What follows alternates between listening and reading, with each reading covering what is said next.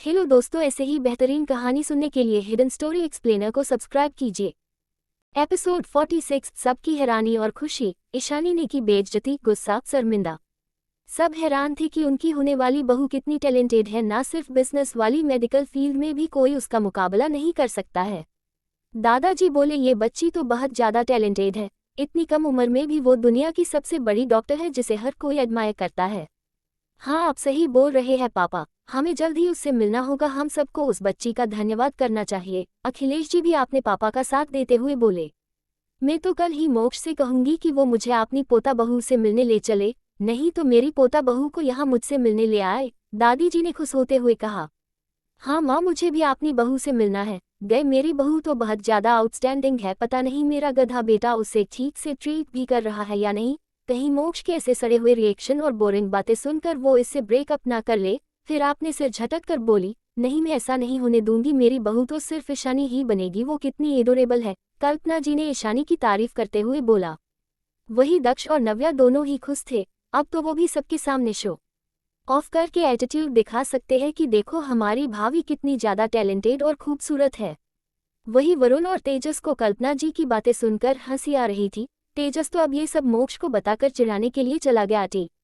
वही मोक्ष जो फ्रेश होकर लैपटॉप लेकर बैठा था। तेजस हंसते हुए उसके कमरे में घुस गया और सोफे पर लोटपोट होते हुए बोला, तू कल आहार ईशानी भाभी को घर नहीं लाया या फिर दादी माँ और आंटी को ईशानी से मिलने नहीं ले गया तो वो तुझे झाड़ू से मारेंगे, देखना। तू उनके लिए गधा है जो अपनी होने वाली बीबी को ठीक से ट्रीट नहीं कर रहा। आंटी को तो अभी से डर लग रहा है कि कहीं तेरी ये सड़ा हुआ शकल देखकर भाभी तुझे ब्रेकअप ना कर ले। इतना कहकर वो फिर से हंसने लगा। वही मोक्ष उसे गुस्से से घूरने लगा। जब तेजस ने मोक्ष को खुद को गुस्से से घूरते हुए पाया तो वो चुप हो गया, पर उसे हंसी कंट्रोल ही नहीं हो रही थी। वही मोक्ष मन ही मन सोच रहा था, मेरी बेबी डॉल के साथ मैंने अभी तक अच्छे से टाइम भी नहीं बिताया, पर इन्हें अभी से मेरी ब्रेकअप की चिंता होने लगी है। अभी की बात का तो पता नहीं, पर मेरी बेबी डॉल इनकी बातें सुनकर किसी दिन जरूर मुझसे ब्रेकअप कर लेगी। फिर वो तेजस को इग्नोर करके अपने काम करने लगा। वही दूसरी तरफ ईशानी मेहरा मेंशन पहुंच गई थी। जैसे ही वो लिविंग रूम में पहुंची तो वहां पूरा परिवार बैठा था। उसने सबको इग्नोर किया और ऊपर अपने रूम में जाने लगी। तभी पीछे से आरती जी की आवाज आई, थोड़ी देर के लिए रुको ईशानी। उनकी बात सुनकर ईशानी रुक गई और पीछे मुड़कर बिना किसी इमोशन के उन्हें देखने लगी। जब आरती जी ने ईशानी को रुकते हुए देखा तो वो एक बैग उसकी तरफ बढ़ाकर बोले, ये लो, तुमने वहाँ कोई शॉपिंग नहीं किया, इसमें एक ड्रेस तुम इसे पार्टी में पहन लेना। क्या बात है मिसेस मेहरा, आप मुझ पर इतने मेहरबान क्यों हो रहे हैं? इतना कहकर उसने ईशानी ने उस बैग को अपने हाथों में लिया। उसे बैग लेते हुआ देखकर आरती जी खुश हो गई। उन्हें लगा ईशानी को उनका खुद के लिए ड्रेस खरीदना अच्छा लगा। वही बाकी सब भी थोड़े खुश थे। चार भाइयों को लग रहा था शायद धीरे धीरे ईशानी पहले की तरह उनसे घुल मिल सकती है, अगर वो कोशिश करे तो। वही सुकीत जी को भी आज मॉल में जो हुआ सब पता चल गया था। उन्हें बहुत हैरानी हुई थी राजवंश खानदान की नाम सुनकर। ईशानी इतने बड़े बड़े लोगों को कैसे जानती है? क्या सिर्फ अपनी डॉक्टर ईशा की आइडेंटिटी की वजह से या फिर कुछ और? वो बस ईशानी को बैग लेते हुए देख रहे। उन्हें भी लग रहा था कि ईशानी शायद पहले जैसी हो सकती है। वही दादाजी और दादी माँ को पता था कि ईशानी उनमें से किसी को भी पसंद नहीं करती है, इसीलिए ईशानी को आरती की हाथ से बैग लेते हुए देखकर वो थोड़ा हैरान थे। प्रिया तो शैतानी स्माइल कर रही थी, क्योंकि वो ड्रेस उसने ही चूज किया ईशानी को सबके सामने बुरा दिखाने और शर्मिंदा करने के लिए। ईशानी बैग लेकर उसके अंदर से ड्रेस को बाहर निकाल दिया। फिर उस ड्रेस को देखकर वो डेविल स्माइल करते हुए बोली, ओह मिसेस मेहरा, मुझे तो पता ही नहीं था कि आप इतने ओपन माइंडेड है।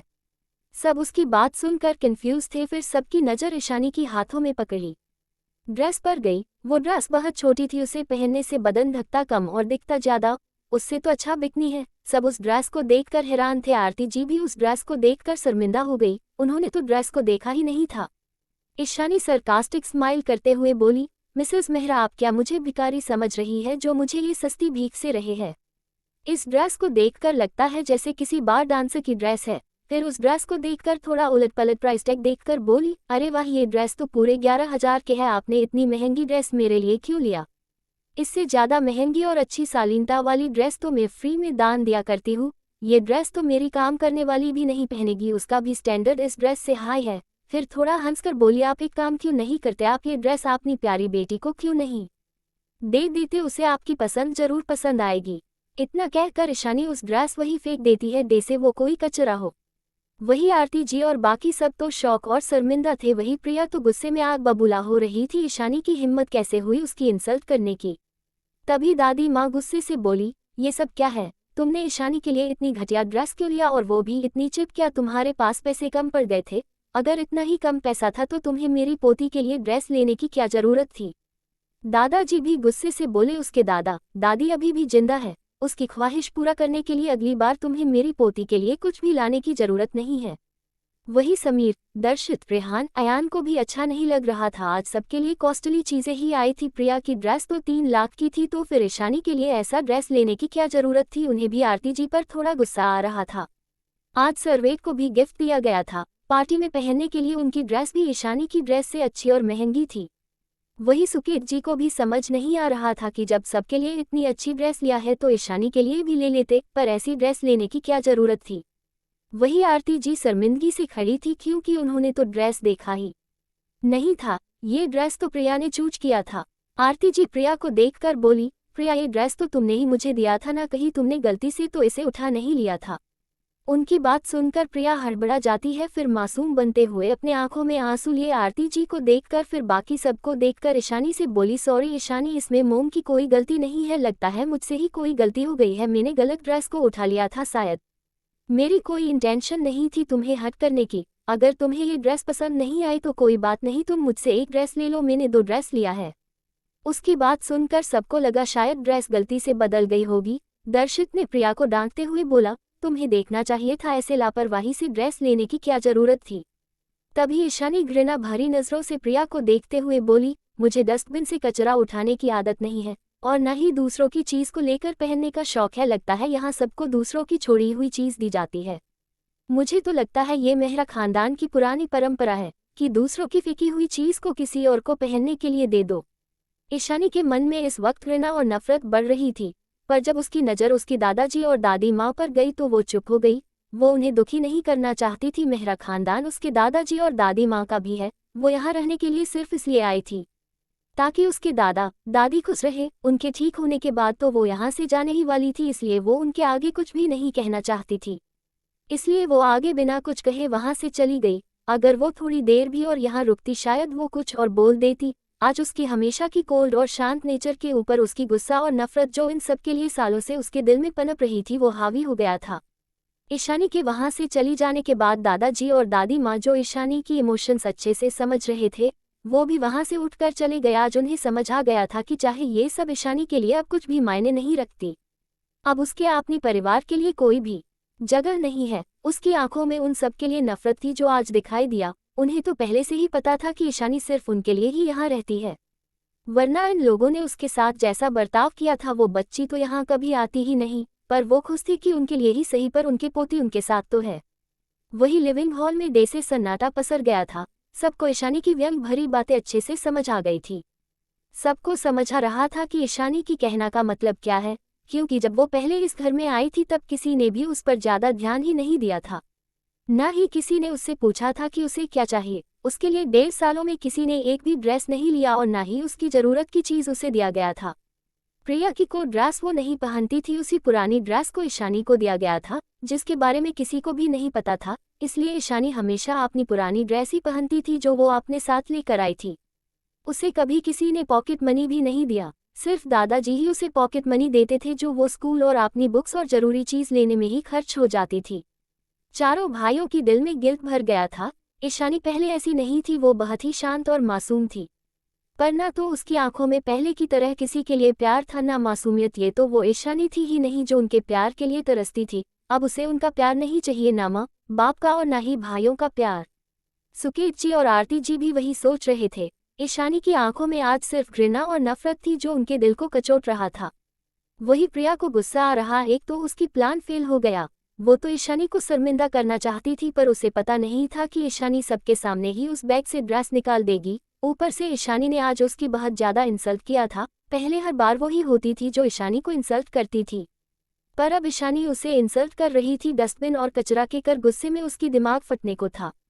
उसने अपनी गुस्से को दबाया और अपनी आंखों में आंसू लाते हुए बोली, ये सब मेरी गलती है, मेरी गलती की वजह से ईशानी ने मोम की इंसल्ट किया। ईशानी मुझे बिल्कुल पसंद नहीं करती है, इतने सालों तक मैंने उसकी जगह ले लिया, शायद वो मुझसे नफरत करती है। उसे लग रहा था उसके भाई और मोम डैड उसे समझाएंगे पहले की तरह और उसे मनाएंगे, पर किसी ने कुछ भी नहीं बोला क्योंकि सबके मन में कुछ और ही चल रहा था। आज फिर से ईशानी की बातों ने उन्हें गिल्ट में डाल दिया था। आखिरकार थी तो वो उनकी अपनी बेटी ही, उन्हें उसे एक्सेप्ट कर लेना चाहिए था, उसे अच्छे से बिहेव करना चाहिए था, प्यार देना चाहिए था, पर उन्होंने तो उसे अपनाने से ही इनकार कर दिया। बच्चा बदल जाना ईशानी की गलती नहीं थी, उल्टा वो तो सफ़र कर रही थी, उन्हें ईशानी को प्यार देना चाहिए था, पर उन्होंने यूँ क्या दिया, सिर्फ दर्द। आज उनकी गलती की वजह से ईशानी उनसे बहुत दूर चली गई, अब वो उन सब से नफरत करती है। तभी आरती जी और प्रिया को देखकर दर्शक बोला, आगे से ऐसा कुछ भी करने की जरूरत नहीं, आज जो हुआ वो दोबारा नहीं होनी चाहिए, वैसे भी वो अब हम सब से नफरत करती है। अगर ऐसा ही हुआ जैसे आज हुआ है तो उसकी नफरत कम होने की जगह और भी बढ़ जाएगी। सुकेत जी भी प्रिया को देखकर बोले, तुम्हारी एक छोटी सी गलती की वजह से आज इतना बड़ा तमाशा हो गया, इसलिए आगे से ध्यान रखना। उन्हें भी आज प्रिया पर थोड़ा गुस्सा आ रहा था। वो और आरती जी प्रिया से बचपन से बहुत प्यार करते थे क्योंकि उनके लिए वो उनकी इकलौती प्रिंसेस थी, जिस वजह से ईशानी के आने के बाद भी उन्होंने ईशानी को एक्सेप्ट नहीं किया था क्योंकि बचपन से प्रिया की प्यार की पट्टी बंधी थी उन सबके आंखों पर। लेकिन आज ईशानी की एक एक बात सीधा उनके दिल में जाकर लग रही थी। समीर भी प्रिया को देखकर कठोर भाव से बोला, उसने तुम्हारी और मोम की इंसल्ट की, इस सब की जिम्मेदार भी तुम खुद ही हो। उसने तुमसे नहीं कहा था उसके लिए ड्रेस लेने के लिए, वो भी इतने घटिया ड्रेस। और ईशानी अगर तुम्हें पसंद नहीं करती है तो तुम्हें उसके सामने चुप ही रहना चाहिए।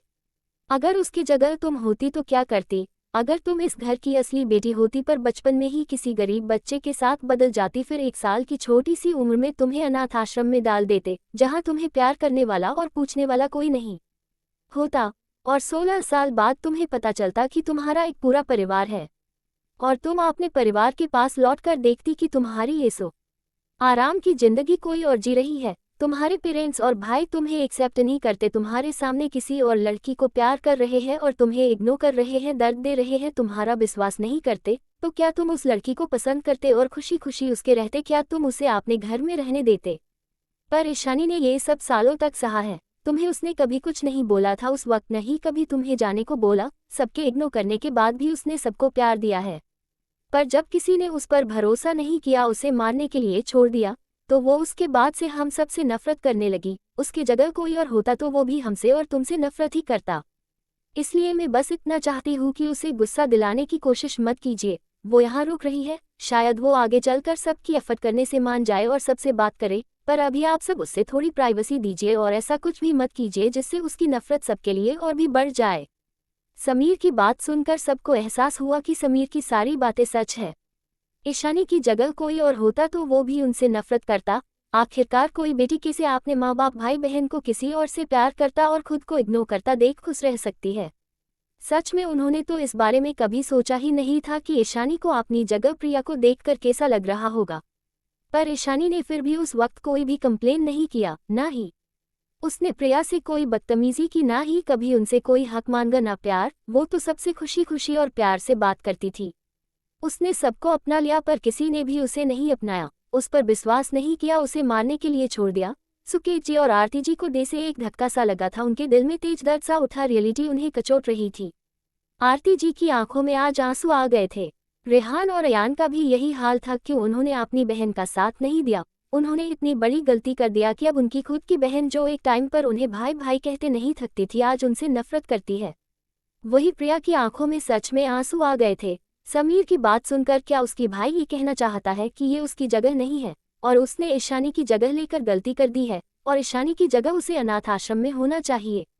उसके दिल में फिर से गुस्सा और नफरत उमड़ गया। अब तो ईशानी को और नहीं बर्दाश्त कर सकती, जल्द से जल्द उसे कुछ करना होगा वरना उसकी सब कुछ ईशानी छीन लेगी। सब वहां से चले गए, किसी ने भी प्रिया को शांत करने की कोशिश नहीं किया, तो प्रिया भी गुस्से से वहां से उठकर चली गई। वही ईशानी रूम में मोक्ष के साथ बात कर रही थी। मैं तुम्हें कल लेने आ जाऊंगा बेबी डॉल, सब तुमसे मिलना चाहते हैं, अगर कल तुम नहीं आई तो मेरी दादी माँ और मोम तुम्हारे घर पहुंच जाएंगे, मोक्ष ने हंसते हुए बोला। ईशानी ने कुछ सोचते हुए बोला, ठीक है मैं कल आ जाऊंगी, पर क्या तुम बता सकते हो कि दादी माँ और आंटी को क्या पसंद है और बाकी सबको क्या पसंद है? कुछ खास हो जो उन्हें पसंद हो? उसकी बात सुनकर मोक्ष थोड़ा हंसते हुए बोला, क्या तुम सबके लिए गिफ्ट लाना चाहती हो? अगर ऐसा है तो तुम्हें चिंता करने की जरूरत नहीं, तुम खुद आ जाओ, उनके लिए उतना ही काफ़ी है, वो तुम्हें देखकर ही खुश हो जाएंगे। हालांकि मोक्ष को ये अच्छा भी लग रहा था कि उसकी बेबी डॉल उसकी फैमिली के बारे में इतना सोचती है और उनकी पसंद की गिफ्ट लाना चाहती है। तुम बस मुझे उनकी पसंद बताओ, ईशानी थोड़ी चिढ़ी हुई आवाज में बोली।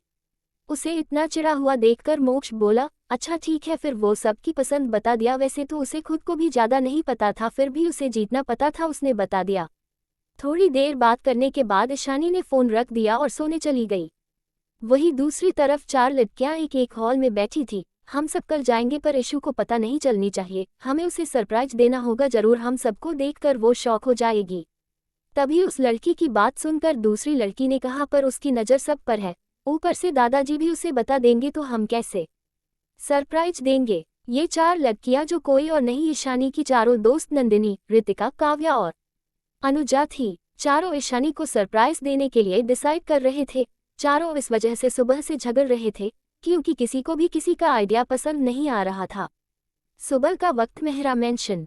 सभी हॉल में बैठे हुए थे। सभी भाई थोड़ा उदास थे क्योंकि ईशानी उन्हें एक नज़र देख भी नहीं रही थी। वो अगर उसके सामने भी आ जाए तो ईशानी उन्हें ऐसे इग्नोर करके चली जाती थी जैसे वो सब यहाँ हो ही ना। जैसे ही ईशानी नीचे आई तो सबकी नज़र उस पर चली गई। आज ईशानी बहुत सुंदर लग रही थी, देसी कोट पर ही सीधा आसमान से धरती पर उतर आए हो। क्योंकि ईशानी के यहाँ आने के बाद से ये पहली बार था जो वो सब ईशानी को ऐसे ड्रेस में देख रहे थे। ईशानी ने इस वक्त मैरून कलर का एक लॉन्ग ड्रेस पहन रखा था जिस पर खूबसूरती से लीफ डिज़ाइन बनी हुई थी। आज ईशानी अपनी उसूल कपड़ों से कुछ अलग पहना था, वो काफ़ी एलिगेंट और खूबसूरत लग रही थी। ईशानी यहाँ आने के बाद सब ने उसे ज़्यादातर सिर्फ ब्लैक और वाइट में ही देख था, पर आज ईशानी बिल्कुल अलग, किसी राजकुमारी की तरह लग रही थी। आरती जी और सुकेत जी भी ईशानी को देख रहे थे, उन्हें उसमें दोनों की झलक नजर आ रही थी। ईशानी की आंखें की ग्रे कलर को छोड़कर बाकी सब फेशियल फीचर आरती जी और सुकेत जी से मिलता था। दोनों को ईशानी को देखकर अपने दिल में एक अजीब सा दर्द महसूस हो रहा था। क्यों उन्होंने पहले अपनी बेटी को नहीं अपनाया, अब तो वो उनसे बहुत दूर चली गई है, शायद ही वो कभी उनके पास वापस लौटेगी। वही समीर, दर्शित, रेहान और अयान भी ईशानी को देख रहे थे जो बिल्कुल उनके मोम डैड दोनों की मिक्स लग रही थी। सबके मन में ईशानी को गले लगाने का कर था, अपनी प्यारी बहन से वो माफ़ी मांगना चाहते थे, पर उन्हें पता था कि इस वक्त ईशानी उन्हें बिल्कुल भी माफ़ नहीं करने वाली, उसके लिए उन सबको बहुत एफर्ट लगाना पड़ेगा। वही प्रिया तो गुस्से से आग बबूला हो रही थी, वो ईशानी की खूबसूरती को बर्दाश्त ही नहीं कर पा रही थी। क्यों ईशानी उससे ज़्यादा खूबसूरत क्यों है, वो सालों तक इस फैमिली में प्रिंसेस की तरह पाली बड़ी थी।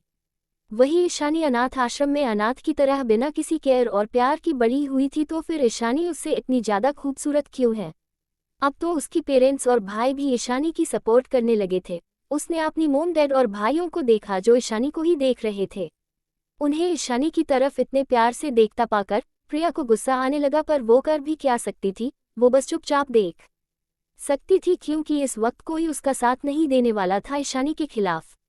तभी जैकी हॉल के अंदर आ गया, वो भी अपनी ईशानी बोस के साथ। आज ईशानी के फ्यूचर इन लॉस के घर जाना चाहता था, इसलिए वो जिद करके यहाँ आया था क्योंकि नकुल से उसे ये बात पता चल गई थी कि आज बोस अपनी फ्यूचर इन लॉस से मिलने जाने वाली है।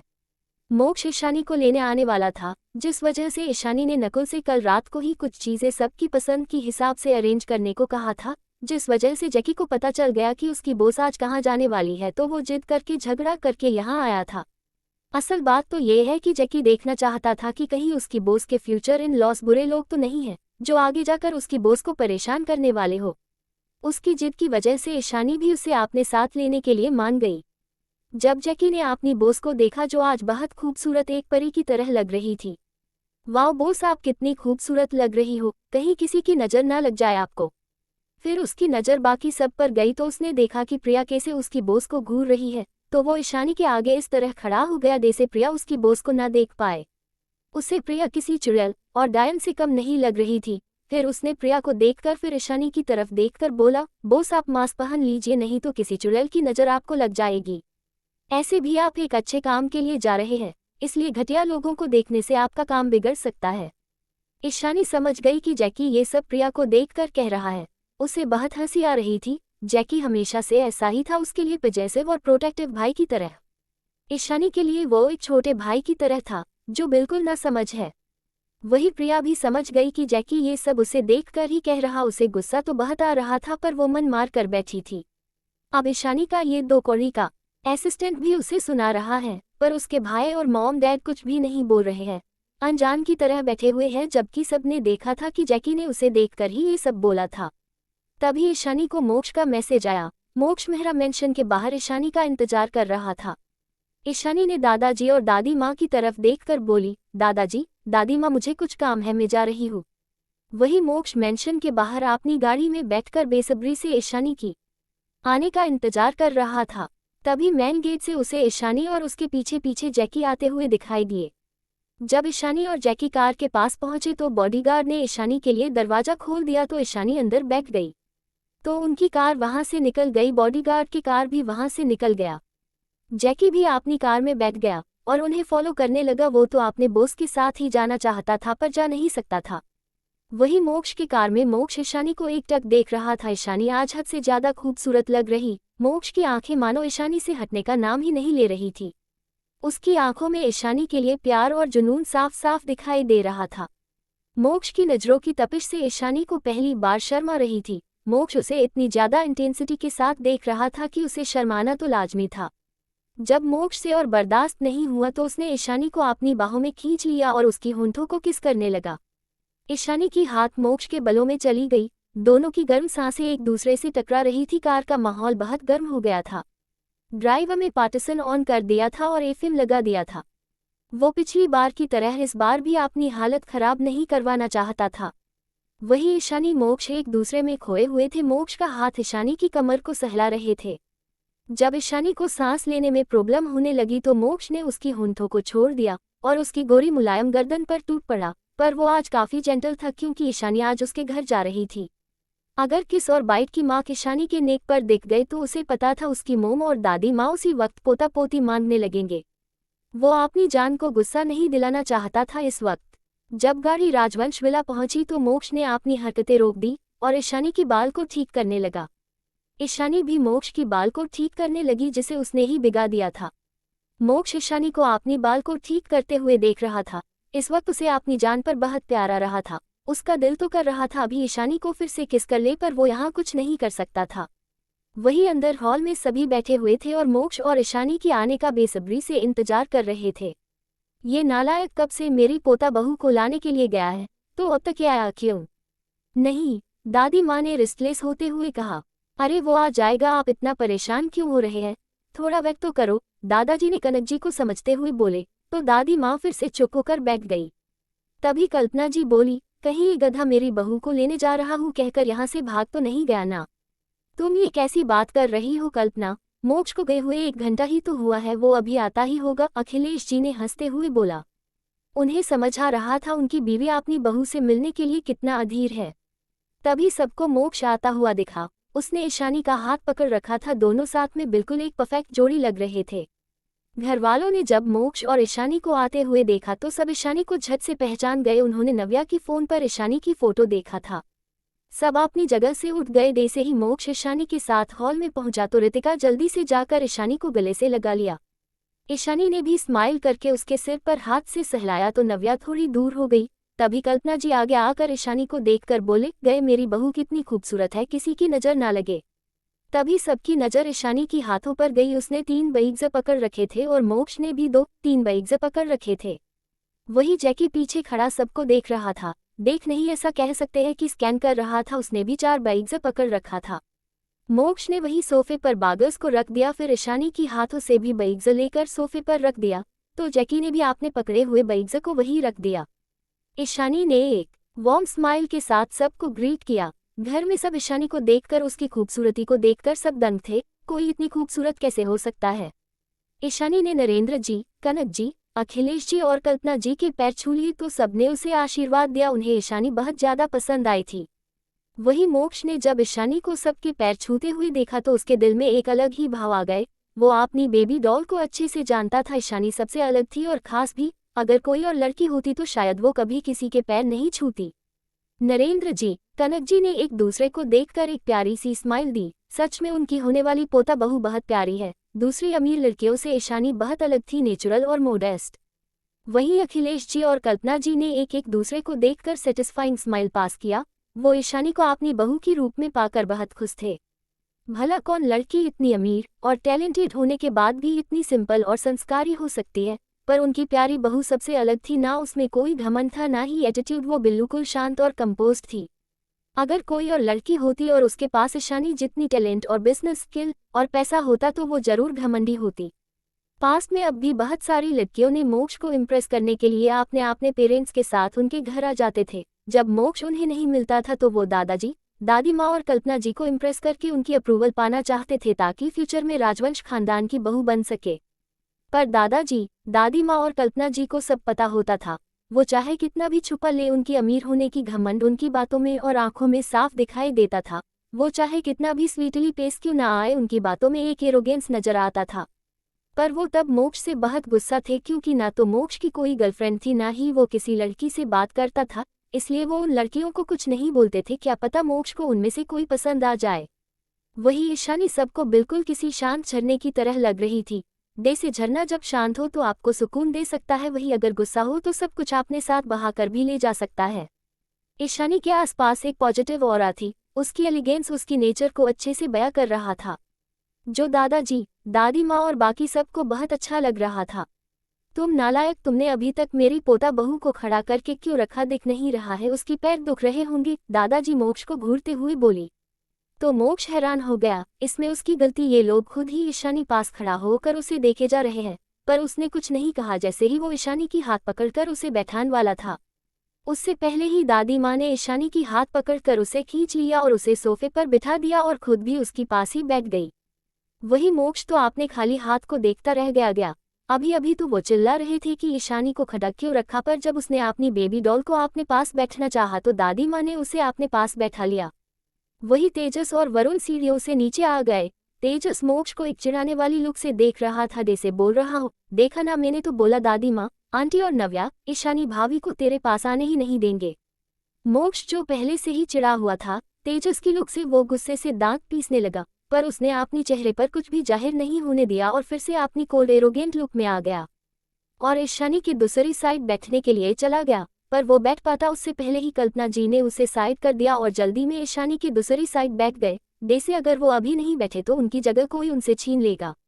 मोक्ष तो फिर से बस देखता रह गया। अब तो उसे अपनी बेबी डॉल को यहाँ लाने पर पछतावा हो रहा था। वही तेजस और दक्ष की तो हंसी छूट गई मोक्ष की हालत देखकर। उन्हें हंसता देख मोक्ष ने उन्हें घूर कर देखा, फिर दूसरे सोफे पर बैठ गया। तेजस और दक्ष ने मोक्ष को गुस्से में देखकर अपनी मुंह पर हाथ रख लिया और धीरे धीरे हंसने लगे। उसका एक्सप्रेशन ऐसा था मानो किसी ने उससे अपनी फेवरेट चीज छीन लिया हो। उसे अगर यहाँ को राइवल देख लेता तो विश्वास ही नहीं करता कि ये वही बेरहम और खतरनाक मोक्ष राजवंश जो बिजनेस वर्ल्ड और अंडरवर्ल्ड दोनों जगह राज करता है। ईशानी को भी मोक्ष को देखकर उसकी हालत समझ आ रही थी। उसे मोक्ष के इस चिढ़ते हुए देखकर हंसी भी आ रही थी। बाकी सब भी बैठ गए। तभी नव्या अपनी मोम के पास बैठते हुए बोली, मुझे भी भाभी के पास बैठना है। तुम कल ही तो मेरी बहू के साथ घूमने गई थी, अब वो यहाँ है इसीलिए मुझे उसके पास बैठना है, तुम बाद में बैठ जाना। उनकी बात सुनकर नव्या ने मुंह बना लिया, फिर चुपचाप बैठ गई। दादी माँ ने ईशानी की एक हाथ को पकड़ रखा था, जैसे वो आज उसे छोड़ना ही नहीं चाहती हो।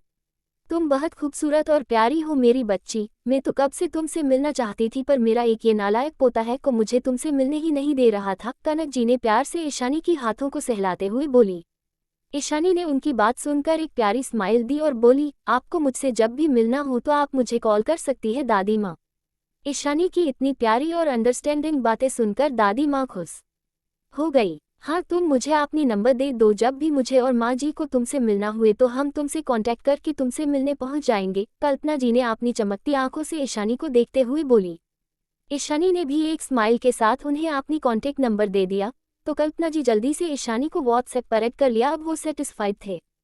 फिर दादी माँ की तरह उन्होंने भी ईशानी की दूसरी हाथ को पकड़ लिया और बोली, अगर कभी भी मेरा ये नालायक बेटा तुम्हें परेशान करे तो तुम डायरेक्ट उससे ब्रेकअप मत कर लेना, तुम बस मुझे बताना, मैं इसे अच्छे से सबक सिखाऊंगी। वही मोक्ष तो अपनी मोम की बातों से हैरान था। क्या उसकी मोम उसका घर बसने से पहले ही तोड़ना चाहते हैं? मोक्ष गुस्से में अपनी मोम को घूरने लगा, पर मोक्ष की इस गुस्से से कल्पना जी को कोई भी फर्क नहीं पड़ा। उन्होंने मोक्ष को पूरी तरह से इग्नोर कर दिया। फिर कनक जी, कल्पना जी और नव्या तीनों ईशानी से बात करने लगे। ईशानी भी नॉर्मल होकर उनसे बात कर रही थी, पर ज़्यादा नहीं क्योंकि उसे ज़्यादा बोलने की आदत नहीं थी। पर दादी माँ, कल्पना जी, नव्या तो रुकने का नाम ही नहीं ले रहे थे। वही मोक्ष चिढ़ा हुआ था और मोक्ष की ऐसे रिएक्शन को देखकर बाकी सब मन ही मन हंस रहे थे। तभी मोक्ष जो अब तक चुप था उसे और बर्दाश्त नहीं हुआ, क्योंकि उसकी दादी माँ और मोम बीच बीच में उसकी बेबी डॉल से कुछ न कुछ उसके बारे में बुराई किए जा रहे थे। मोक्ष ने अपने चेहरे को नॉर्मल कर लिया और ईशानी की ध्यान अपनी तरफ खींचने के लिए उसे देखकर बोला, बेबी डॉल तुमको गिफ्ट्स लाई थी, उसे सबको दे दो। मोक्ष की बात सुनकर ईशानी का ध्यान मोक्ष की तरफ चला गया और उसे भी मोक्ष की बात सही लगी तो वो अपनी जगह से उठ गई। वही सभी घरवाले तो जैसे सदमे में चले गए थे। सदमा लगता भी क्यों न, आज पहली बार उन्होंने मोक्ष के मुंह से इतने प्यार भरे शब्द जो सुने थे। जो मोक्ष किसी डेविल शैतान से कम नहीं था, जो कल तक किसी लड़की को अपनी नजरों के सामने बर्दाश्त नहीं कर सकता था, आज उसकी आवाज में इतनी मिठास कैसे घुल गया। पर वो मोक्ष की इस चेंज से खुश भी थे, मोक्ष की इतनी प्यार से। जो भी हो, अब तो ईशानी उनकी बहू बनकर ही रहेगी। उन्हें तो डर लगता था कि कहीं मोक्ष के गुस्से को देखकर ईशानी उसे छोड़ ना दे, पर अब लगता है मोक्ष ईशानी के बहुत सीरियस है। अब तो उन्हें चिंता करने की कोई ज़रूरत ही नहीं थी। तभी ईशानी ने एक बैग पहले दादाजी को दिया। दादाजी ईशानी की प्यार से लाया हुआ गिफ्ट को माना नहीं कर पाए और उन्होंने उस गिफ्ट को एक्सेप्ट कर लिया।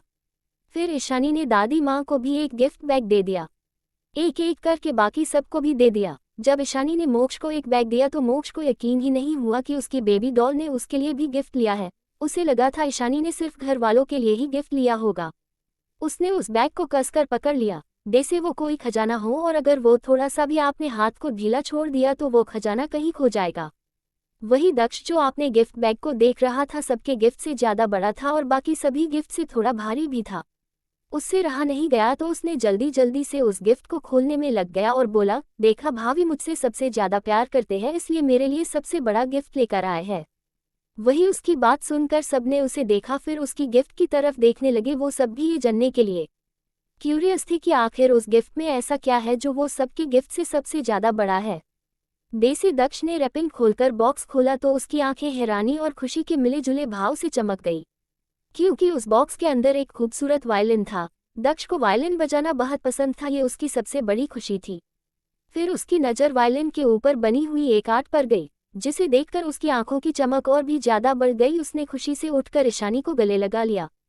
थैंक यू भाभी, आप सबसे बेस्ट हो। ये वायलिन लेना तो मेरा सपना था, पर मैं इसे खरीद नहीं पाया था उस वक्त। ईशानी को उसके दोस्त और क्लोज लोगों के अलावा पहले किसी ने भी उसे ऐसे गले नहीं लगाया था, पर ईशानी ने कुछ नहीं बोला। क्यों? उसे एक अपनापन महसूस हो रहा था दक्ष के साथ। वही जैकी को अब दक्ष से बहुत जलन हो रही थी। वो अभी उससे कुछ बोलता उससे पहले ही मोक्ष आवाज़ उसकी कानों में पड़ी, छोड़ो मेरी बेबी डॉल को। मोक्ष को भी अपने भाई से जलन हो रही थी। उसे भी ऐसे जलता देखकर जैकी ने अपना मुंह बंद कर लिया और सर्वेज जो स्नैक्स और पेस्ट्रीज रख कर गए थे उसे खाने लगा। जब उसके बदले कोई और बोल रहा था तो वो अपनी एनर्जी क्यों वेस्ट करता। उसने तो मोक्ष को अब से अपना जीजाजी मान लिया था मन ही मन। दक्ष ईशानी से अलग हो गया, पर उसने मोक्ष की बातों को नज़रअंदाज कर दिया और बोला, ये तो ऑक्शन हाउस से किसी ने खरीद लिया था ना, तो फिर आपने ये कैसे लिया? तभी जैकी आपने मुंह में खाना ठूंसते हुए बोला, ये तो बोस को विश्वम्भर दादाजी ने गिफ्ट किया था बोस को। तभी तेजस बोला, कौन विश्वम्भर दादाजी? भाभी जी के दादाजी का नाम तो रविकांत मेहरा है ना। बाकी सब भी कंफ्यूज थे। तभी जैकी बोला, और हमारे देश की राष्ट्रपति विश्वम्भर सहाय और कौन, क्या आप उन्हें नहीं जानते? उन्होंने ही बोस को ये गिफ्ट दिया था। उसकी बात सुनकर सब शॉक थे। तभी अखिलेश जी बोले, क्या उनके बेटे दैनिक सहाय है जो अभी इंडिया की एजुकेशन मिनिस्टर है? हाँ और नहीं तो क्या विश्वम्भर दादाजी बोस को अपनी प्यारी पोती मानते हैं? बोस के लिए तो वो कुछ भी कर सकते हैं। इम्पोर्टेड फैसला भी दैनिक जी और विश्वम्भर दादाजी बोस से डिस्कस करके ही लेते हैं। अभी आपको पता नहीं, पर दादाजी ने बोस के पीछे कुछ गार्ड्स लगा रखा है। वो सबसे ज़्यादा बोस की सेफ्टी की चिंता करते हैं। जैकी तो बिना किसी को देखे सिर नीचे करके खाना खाते हुए ये सब बोले जा रहा था। जब उसे किसी की खतरनाक नज़र अपने ऊपर महसूस हुई तो वो चुप हो गया और डरते हुए ईशानी को देखने लगा जो उसे गुस्से से घूर रही थी। वो बोस, उसने बस हकलाते हुए इतना ही कहा, आगे कुछ कहने की उसकी हिम्मत ही नहीं हो रही थी। वो आपने मुंह पर उंगली रखकर आपने सिर को नामे हिला दिया, जैसा कहना चाहता हो कि वो आगे कुछ नहीं बोलेगा। असल में तो विश्वम्भर जी ने ईशानी को देने की कि इसे ऑक्शन से खरीदा था, क्योंकि ईशानी को वायलिन बजाना पसंद था। पर जब मोक्ष ने बताया कि दक्ष को वायलिन पसंद है तो ईशानी ने इसे दक्ष को दे दिया, क्योंकि उसने इसे कभी नहीं बजाया था। तभी दादाजी ने पूछा, बेटा आप विश्वम्भर सहाय को कैसे जानती हो? ईशानी ना चाहते हुए भी बता दिया, वो मेरी फ्रेंड नंदिनी की दादाजी है और मुझे भी वो अपनी पोती ही मानते हैं। ईशानी ने ज्यादा कुछ कहना ठीक नहीं समझा। दादाजी ने भी सिर हिला दिया और बोले, सच में वो आपसे बहुत प्यार करते हैं? ईशानी ने भी अपना सिर हाँ में हिला दिया। तभी वरुण बोला, दक्ष क्या ये वायलिन तुझे चाहिए था तो तूने ऑक्शन के वक्त क्यों नहीं बताया, मोक्ष तेरे लिए ले आता। भाई इसे खरीदना इतना आसान नहीं, इसकी बिडिंग फ्रांस में हुई थी, मुझे तो उसी दिन पता चला था। ये वायलिन बहुत प्रेशियस है, म्यूजिक वर्ल्ड में हर कोई इस वायलिन को अपने पास चाहता है, क्योंकि ये वायलिन मास्टर इसेन जो वायलिन वर्ल्ड में पहले गॉड की तरह में जाते थे उनकी लास्ट बनाया वायलिन है, जिसे सब गॉड ऑफ वायलिन भी कहते हैं। मोक्ष अब तक समझ गया था कि इतनी प्रेशियस चीज की प्राइस तो करोड़ों में होगी, पर विश्वम्भर जी ने इसे ईशानी को गिफ्ट दिया था। वो जरूर ईशानी को अपनी पोती जैसा प्यार करते होंगे, पर करोड़ों की गिफ्ट उसकी बेबी डॉल ने उसकी भाई को दे दिया। वो प्यार से ईशानी को देखने लगा। तभी दक्ष बोला, ऑक्शन के बाद मैंने सुना था कि किसी मिस्ट्रियस पर्सन ने वायलिन को हाई प्राइस देकर खरीद लिया है। मैंने इस वायलिन को खरीदने के लिए उस इंसान को ढूंढा, पर पता ही नहीं चला कि ये किसके पास है। उसकी बात सुनकर सबने सिर हिला दिया। सच में ईशानी की इन्फ्लुएंस बहुत ज्यादा थी। तभी नव्या ने भी अपनी बैग खोला तो उसमें skin care product, makeup set और एक डायमंड ब्रेसलेट था। नव्या खुश हो गई और ईशानी के गले लगकर बोली, थैंक यू भाभी। ईशानी ने प्यार से उसका सिर सहलाया। तभी कल्पना जी बोली, ये तो वही ब्रेसलेट है जो कल ही लंच हुआ है। दादी माँ बोली, क्या ये क्वीन ब्रांड की है? हाँ माँ, ये तो क्वीन ब्रांड की लेटेस्ट ऑडिशन है जो कल ही लंच हुआ है। उसका सिर्फ एक ही पीस लंच हुआ था जो आपके सामने है। ये ब्रेसलेट 1,50,00,000 का था, पर एक ही पीस था, जिस वजह से कोई उसे खरीदने से पहले ही लगता है ईशानी ने खरीद लिया है, क्योंकि इसे खरीदने के लिए सिर्फ पैसा नहीं, इन्फ्लुएंस की भी जरूरत होती है। अब तो फिर से सब शौक थे। सच में उनकी बहू और भाभी एक्स्ट्रा ऑर्डिनरी थी। तभी कल्पना जी ने भी अपना गिफ्ट बॉक्स खोला तो उसमें भी क्वीन ब्रांड की एक डायमंड सेट और स्किन केयर प्रोडक्ट भी था, जिसमें कोई नेम टैग नहीं था, क्योंकि उस प्रोडक्ट को ईशानी ने खुद ही बनाया था यहाँ आने से पहले, जो उसने अपने साथ लिया था। कल्पना जी ने हैरानी से देखा, क्योंकि ये डिमांड सेट तो बहुत ज्यादा एक्सपेंसिव था। ये सेट 3 करोड़ की थी। उन्हें अब थोड़ा बुरा लगने लगा था, उनकी प्यारी सी बहू ने उनके लिए गिफ्ट लेने के लिए कितना पैसा खर्च किया है। वही जब दादी माँ ने अपना गिफ्ट देखा तो उसमें कुछ दवाई थी और एक पेंटिंग भी थी जो बहुत खूबसूरत थी। इस दवाई को देखकर सब समझ गए कि ये दवाई क्वीन लैब में बनाया गया है। तभी ईशानी बोली, दादी माँ आपको ये मेडिसिन हफ्ते में एक बार लेनी है। फिर वो दवाई के बारे में समझाने लगी। मोक्ष ने बताया था कि दादी माँ की जॉइंट में प्रॉब्लम है और सोने में भी दिक्कत होती है, इसलिए ईशानी ने ये सबसे बेस्ट मेडिसिन उनके लिए लिया था। वही दादी माँ और बाकी की नज़र पेंटिंग पर थी, क्योंकि ये पेंटिंग पेंटर ऐना की थी, जो पेंटिंग की दुनिया में सबसे रेस्पेक्टफुल थी। आज तक ऐना को किसी ने नहीं देखा था, पर उसकी पेंटिंग सबसे महंगी होती थी। ऐसा कोई नहीं था जो पेंटर ऐना की पेंटिंग न खरीदना चाहता ही। दुनिया की सबसे जानी मानी पेंटर थी वो। ऐसा कहा जाता है कि वो पेंटिंग की दुनिया की गॉडेस है। इस पेंटिंग की कीमत बहुत ज़्यादा हाई होगा। दादी माँ को पेंटर ऐना की पेंटिंग बहुत पसंद थी, इसलिए वो खुश थी। उन्होंने ईशानी की सिर पर प्यार से हाथ फेरा। सच में उनकी पोता बहू कितनी प्यारी और थॉटफुल है। दादाजी को भी ईशानी ने कुछ मेडिसिन दी थी उनकी हेल्थ के लिए, और एक चेस सेट भी, क्योंकि उन्हें चेस खेलना बहुत पसंद था। जब भी वक्त मिलता था वो हमेशा अपने दोस्तों के साथ चेस खेलते थे। उस चेस सेट को देखकर उनकी आंखों में चमक आ गई। ये वही चेस सेट था जो इंटरनेशनल लेवल पर ऑक्शन में बेचा गया था, और इसे इंटरनेशनल चेस प्लेयर निकोलस ने खरीद लिया था। कोई भी ट्राई करने पर भी उसने किसी को भी इसे बेचा नहीं था। नरेंद्र जी ने भी इसे खरीदने की कोशिश की थी, पर तब तो निकोलस ने मना कर दिया था। तो ईशानी ने इस चेस सेट को कैसे ले लिया?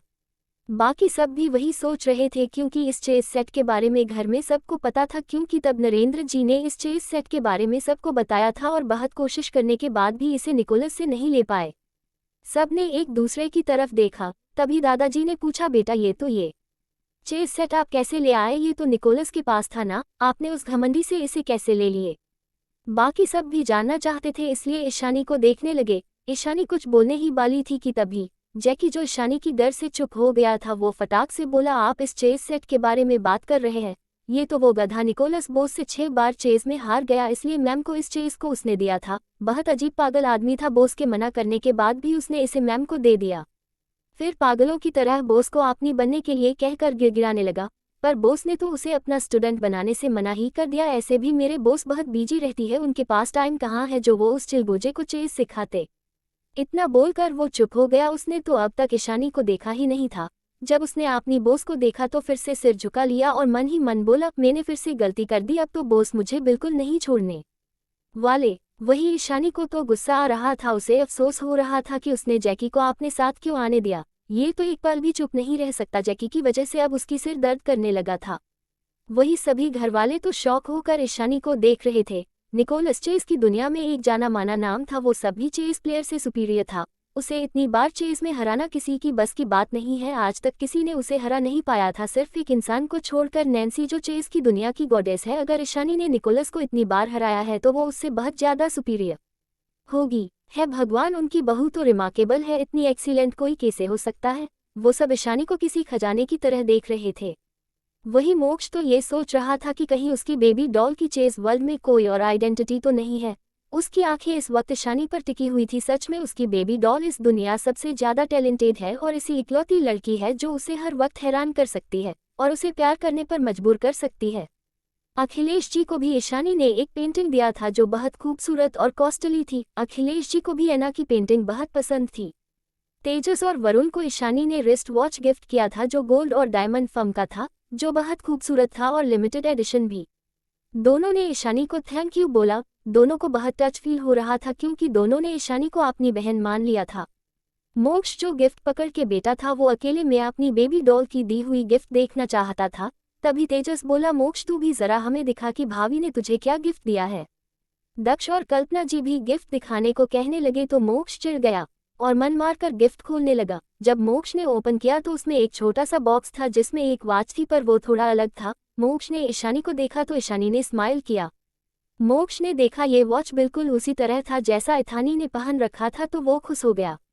तभी जैकी मोक्ष के कान के पास आकर बोला, जीजू आप तो बहुत लकी हो, ये वॉच खुद बॉस ने 2 साल पहले बनाया था। इस वॉच का फीचर नॉर्मल वॉच से अलग है। इस वॉच से आप मैम से कहीं से भी बात कर सकते हैं, मैसेज कर सकते, लोकेशन भेज सकते, हैकिंग भी कर सकते हैं। और ये वॉच सिर्फ आप और मैम ही चला सकते हो अपनी फिंगरप्रिंट से। बाकी कोई भी इस वॉच को एक नॉर्मल वॉच ही समझेगा, बिना फिंगरप्रिंट के कोई भी इसे चला नहीं सकता। उसकी बात सुनकर मोक्ष हैरानी से ईशानी को देखने लगा। सच में उसकी बेबी डॉल हर काम में परफेक्ट है। ऐसी वॉच तो शायद कोई नहीं बना सकता। सच में उसकी बेबी डॉल टेक्नोलॉजी से भी खेलती है एक। फिर उसने अपनी वॉच को देखा, फिर ईशानी की वॉच, दोनों बिल्कुल सेम था, बस ईशानी की वॉच में किंग लिखा हुआ था और उसकी क्वीन। ये बिल्कुल एक कपल वॉच थी।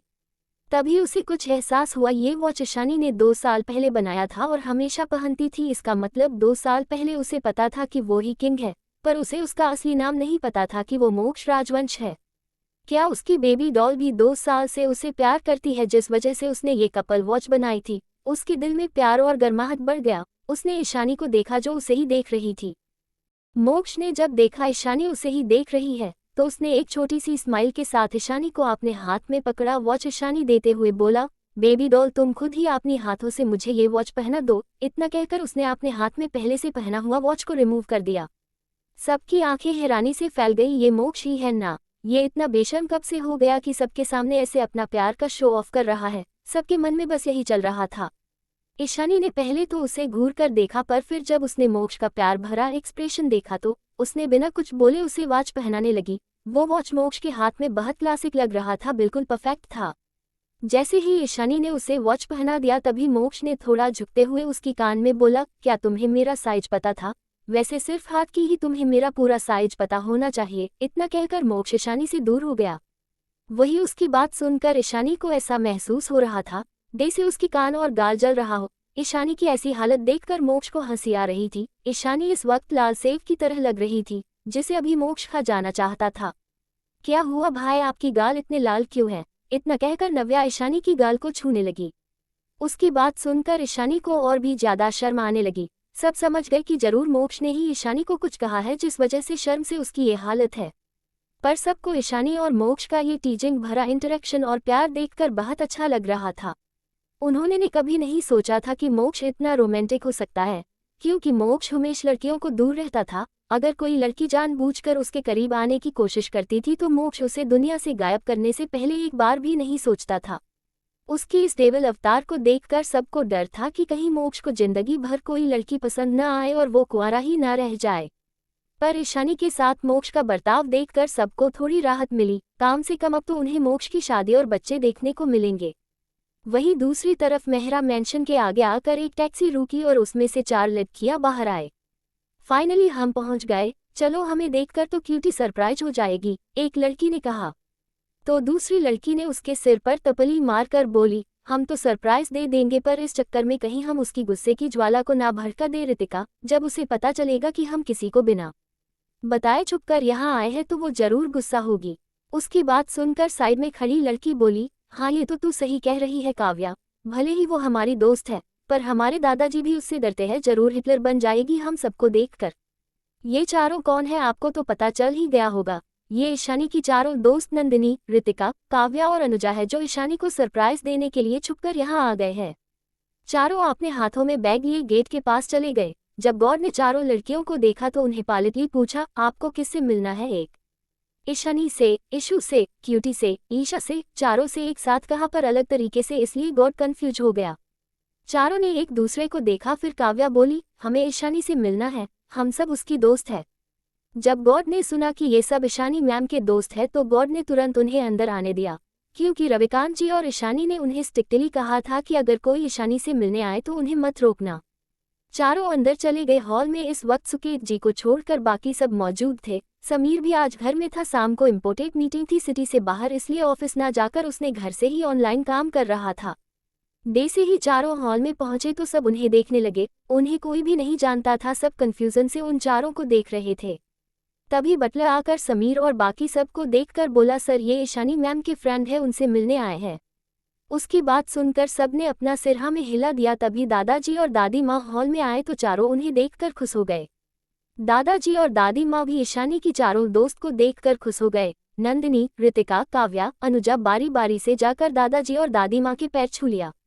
अक्सर वीडियो कॉल में उन्होंने एक दूसरे को देखा था, इसलिए पहले से सब दादा दादी को जानते थे। बच्चों तुम सब आ रहे हो तो हमें बताया क्यों नहीं? नहीं ईशानी ने हमें बताया, दादाजी ने उन सबको देखकर प्यार से पूछा। तो रितिका बोली, अरे दादाजी, हम तो ईशानी को सरप्राइज देने के लिए आए हैं, उसे तो पता ही नहीं कि हम सब आने वाले हैं। उसकी बात सुनकर दादाजी और दादी माँ को हंसी आ गई। वही बाकी सभी घर वाले बस उन्हें देख रहे थे, किसी को उनके बारे में कुछ नहीं पता था, इसलिए सब चुप थे। वही प्रिया गुस्से से जल रही थी, ये ईशानी क्या कम थी कि अब उसकी दोस्त भी यहाँ आ गए। तभी आरती जी बोली, माँ पापा क्या आप इन सबको जानते हैं? ये सब ईशानी की दोस्त है। हाँ ये चारों ईशानी की दोस्त है और हमारी पोती जैसी है। दादाजी की बात सुनकर प्रिया की मुठिया कस गई। दादाजी उसे कचरा की तरह देखते हैं पर अब ईशानी की फ्रेंड को प्यारी पोती कह रहे हैं, क्या ईशानी की फ्रेंड भी उससे अच्छे है? तभी नंदिनी बोली, वैसे दादाजी इशू कहाँ है? आप उसका कमरा दिखा दीजिए, हम उसे सरप्राइज देना चाहते हैं। अरे ईशानी तो बाहर गई है, उसे कुछ काम था, कुछ देर बाद आ जाएगी, तुम सब रेस्ट करो, वो जब आ जाएगी तब जितना चाहे सरप्राइज दे देना। दादी माँ ने हंसते हुए बोली। उन्होंने सर्वेट को इशारा किया तो सर्वेट उन सबकी बैग्स लेकर गेस्ट रूम में रखने के लिए चले गए। रितिका, नंदिनी, काव्या, अनुजा तीनों वही दादाजी और दादी माँ के साथ जाकर सोफे पर बैठ गए और बातें करने लगे। बाकी सब बस उनकी बातें सुन रहे थे, क्योंकि ज्यादातर बातों में ईशानी की जिक्र था। जब आरती जी को उनके बारे में कुछ पता चल गया तो आरती जी ने पूछा, वैसे तुम सब ने ग्रेजुएशन के बाद क्या करने का सोचा है? और ईशानी वो तो तुम्हारी दोस्त है, वो कौन सी फील्ड में मास्टर करने वाली है? आरती जी ईशानी के बारे में जानना चाहती थी, पता नहीं क्यों उनका मन हो रहा था ईशानी के बारे में ज्यादा जानने के लिए। बाकी सब भाई भी जानना चाहते थे ईशानी के बारे में, इसलिए वो सब भी सुनने लगे।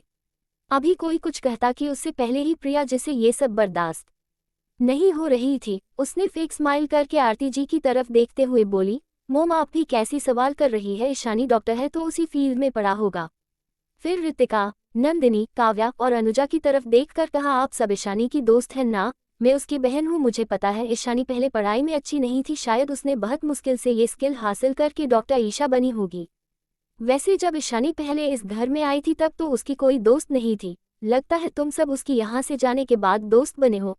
फिर थोड़ा मायूस होते हुए बोली, पहले ईशानी अनाथ आश्रम में रहती थी, इसलिए जब वो यहाँ आई तो वो एडजस्ट नहीं कर पाती थी। उसने इतना बड़ा घर कभी देखा नहीं होगा ना, और अब भी शायद उसे इतनी बड़े घर की आदत नहीं हुई है, इसलिए वो ज्यादातर बाहर ही रहती है। मुझे खुशी है कि आप सब ईशानी के दोस्त हैं और उनके साथ थे, नहीं तो शायद वो पहले की तरह ही अकेली रह जाती। प्रिया ने ये सब ऐसे कहा था जैसे वो ईशानी के बारे में कितना अच्छा सोचती है, पर असल में तो उसने ईशानी के दोस्तों के सामने उसकी इमेज खराब करने की कोशिश किया था, ये बताकर कि ईशानी एक अनाथ की तरह रहती थी और उसमें कोई गुण कोई टैलेंट नहीं है। वो बस ईशानी को उसकी दोस्तों के सामने नीचा दिखाना चाहती थी, ताकि उसकी दोस्त भी ईशानी से दूर हो जाए, ताकि प्रिया की बदला पूरा हो जाए, क्योंकि ईशानी की वजह से ही उसकी दोस्त संजीव, जो कि उसके लिए एक अच्छा मोहरा था, उससे दूर हो गया था और सबके सामने ही उससे दोस्ती तोड़ लिया था, जिस वजह से प्रिया को उस वक्त सबके सामने बहुत शर्मिंदगी महसूस हुई थी। वो ये सोचकर खुश हो रही थी कि उसने ईशानी की दोस्तों के सामने उसकी इमेज खराब कर दिया है।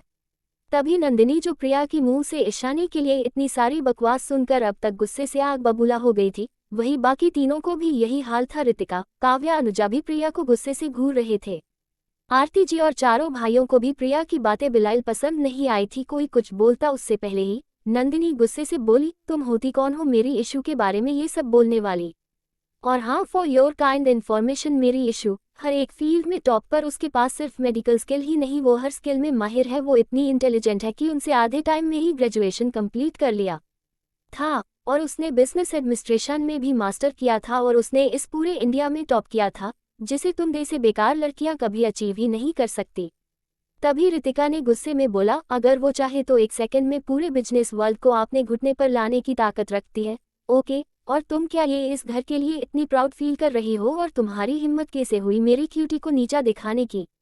अनुजा भी उन दोनों की साथ देते हुए बोली, तुम जो कोई भी, मुझे फर्क नहीं पड़ता, शायद सबको बुरा लग सकता है, पर मेरी ईशानी की पेंट हाउस भी इस मेंशन से बड़ा है और तुम कह रही हो उसे बड़े घर की आदत नहीं है। इसी हजारों मेंशन भी वो चुटकियों में खरीद सकती। वो गुस्से में आगे कुछ बोलती, उससे पहले ही काव्या ने उसे रोक दिया। बस करो और कुछ मत बोलो, तुम सब चुप रहो। फिर दादाजी और दादी माँ की तरफ देखकर बोली, सॉरी दादाजी दादी माँ, ये तीनों ईशानी से बहुत प्यार करते हैं, ईशानी खिलाफ एक शब्द भी ये नहीं सुन सकते, इसलिए इन्होंने इतना कुछ बोल दिया। उसकी बात सुनकर और दादा दादी को देखकर रितिका, नंदिनी और अनुजा भी चुप हो गए। वही घर वालों को तो यकीन ही नहीं हो रहा था कि ईशानी इतनी टैलेंटेड है और बिजनेस वर्ल्ड को झुका सके। ऐसी कौन सी आइडेंटिटी है ईशानी की, बस इस बारे में सोच रहे थे। वही प्रिया को अपनी इतनी बेइज्जती होता हुआ देख गुस्सा आ रहा था। प्रिया से जब अपनी बेइज्जती और बर्दाश्त नहीं हुई तो वो अपनी आंखों झूठी आंसू लाते हुए बोली, मैं तो बस ईशानी की भलाई के बारे में ही सोचकर बोल रही थी, मुझसे गलती हो गई मोमिन भाई। इतना कहकर वो आरती जी और अपने भाइयों की तरफ देखने लगी कि शायद वो उसकी फेवर में कुछ कहेंगे या फिर ईशानी की दोस्तों के ऊपर गुस्सा करेंगे, पर ऐसा कुछ नहीं हुआ। ना तो उसकी मोम ने उनको कुछ कहा और ना ही उसके भाइयों ने, जिस वजह से उसे बहुत बड़ा शौक लगा था। आज तक उसके भाइयों को उसके खिलाफ एक भी शब्द बर्दाश्त नहीं होता था।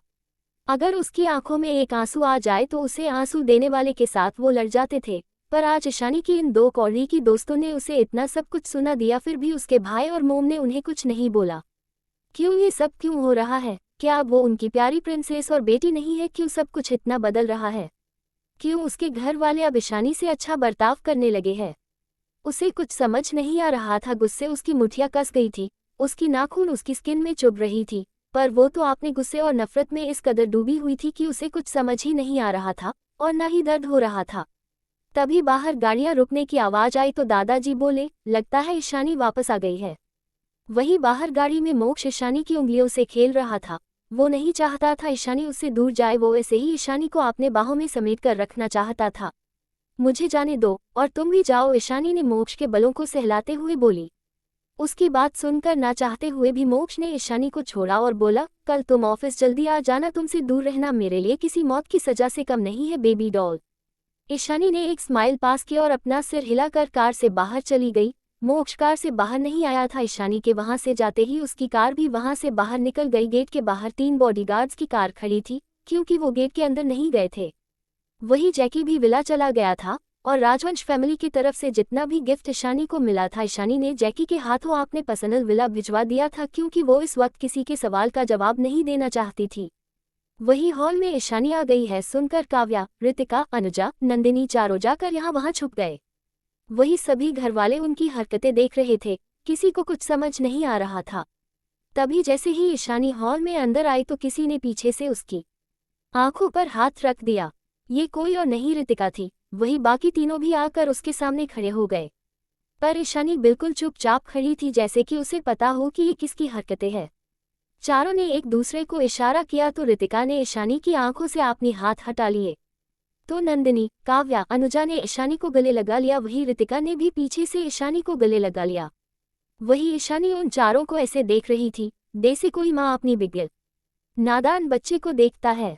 तभी रितिका उससे अलग होकर उसके सामने आकर मुंह फूला कर बोली, क्यूटी तू इतनी चुप क्यों है? क्या हम सबको देखकर तुझे शौक नहीं लगा? तू इतने रिलैक्स क्यों नजर आ रही है? तुझे तो हम सबको देखकर सरप्राइज और एक्साइटेड होना चाहिए था, पर यहाँ तो हम खुद ही सरप्राइज देने के बाद एक्साइटेड और शॉक हो गए हैं। इतना कहकर वो सबको देखने लगी। हाँ, एटलीस्ट तुझे हम सबको देखकर झूठ मूठ का ही सही, पर सरप्राइज तो हो जाना चाहिए था ना।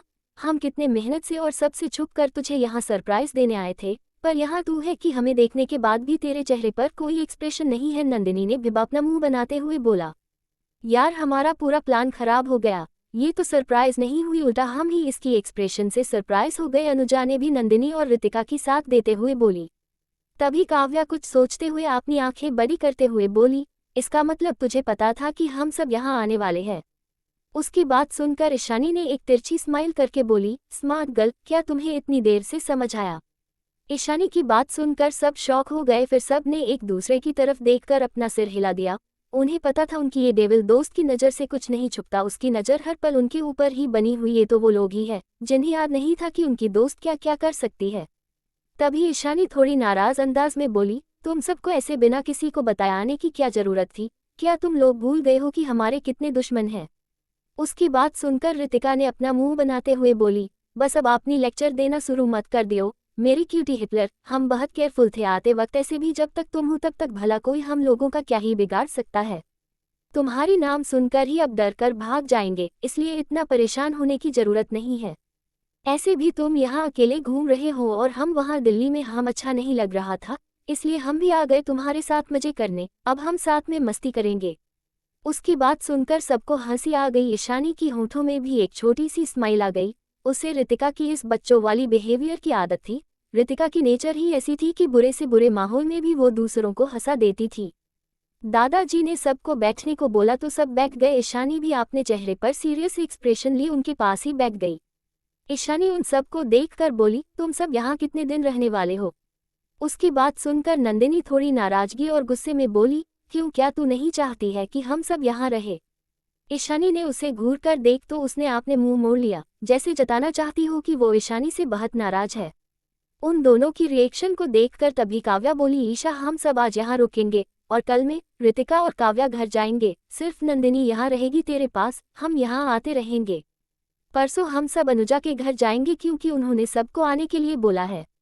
तभी अनुजा उसकी बात को बीच में काटते हुए बोली, तुमको भी घर जाना है और तुम्हें हमारे साथ चलना ही है, क्योंकि ये डैड की फरमाइश है कि उनकी प्यारी बेटी जल्द से जल्द उनके सामने आए। ईशानी ने बस अपना सिरना में हिला दिया, क्योंकि वो इन सब के बात मानने के अलावा और कुछ भी नहीं कर सकती थी।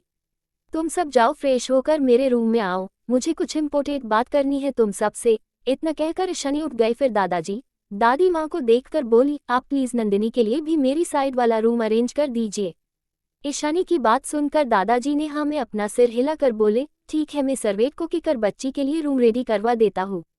उनकी बात सुनकर ईशानी ऊपर की तरफ चली गई। वही उसकी चारों दोस्त भी फ्रेश होने के लिए गेस्ट रूम में चले गए।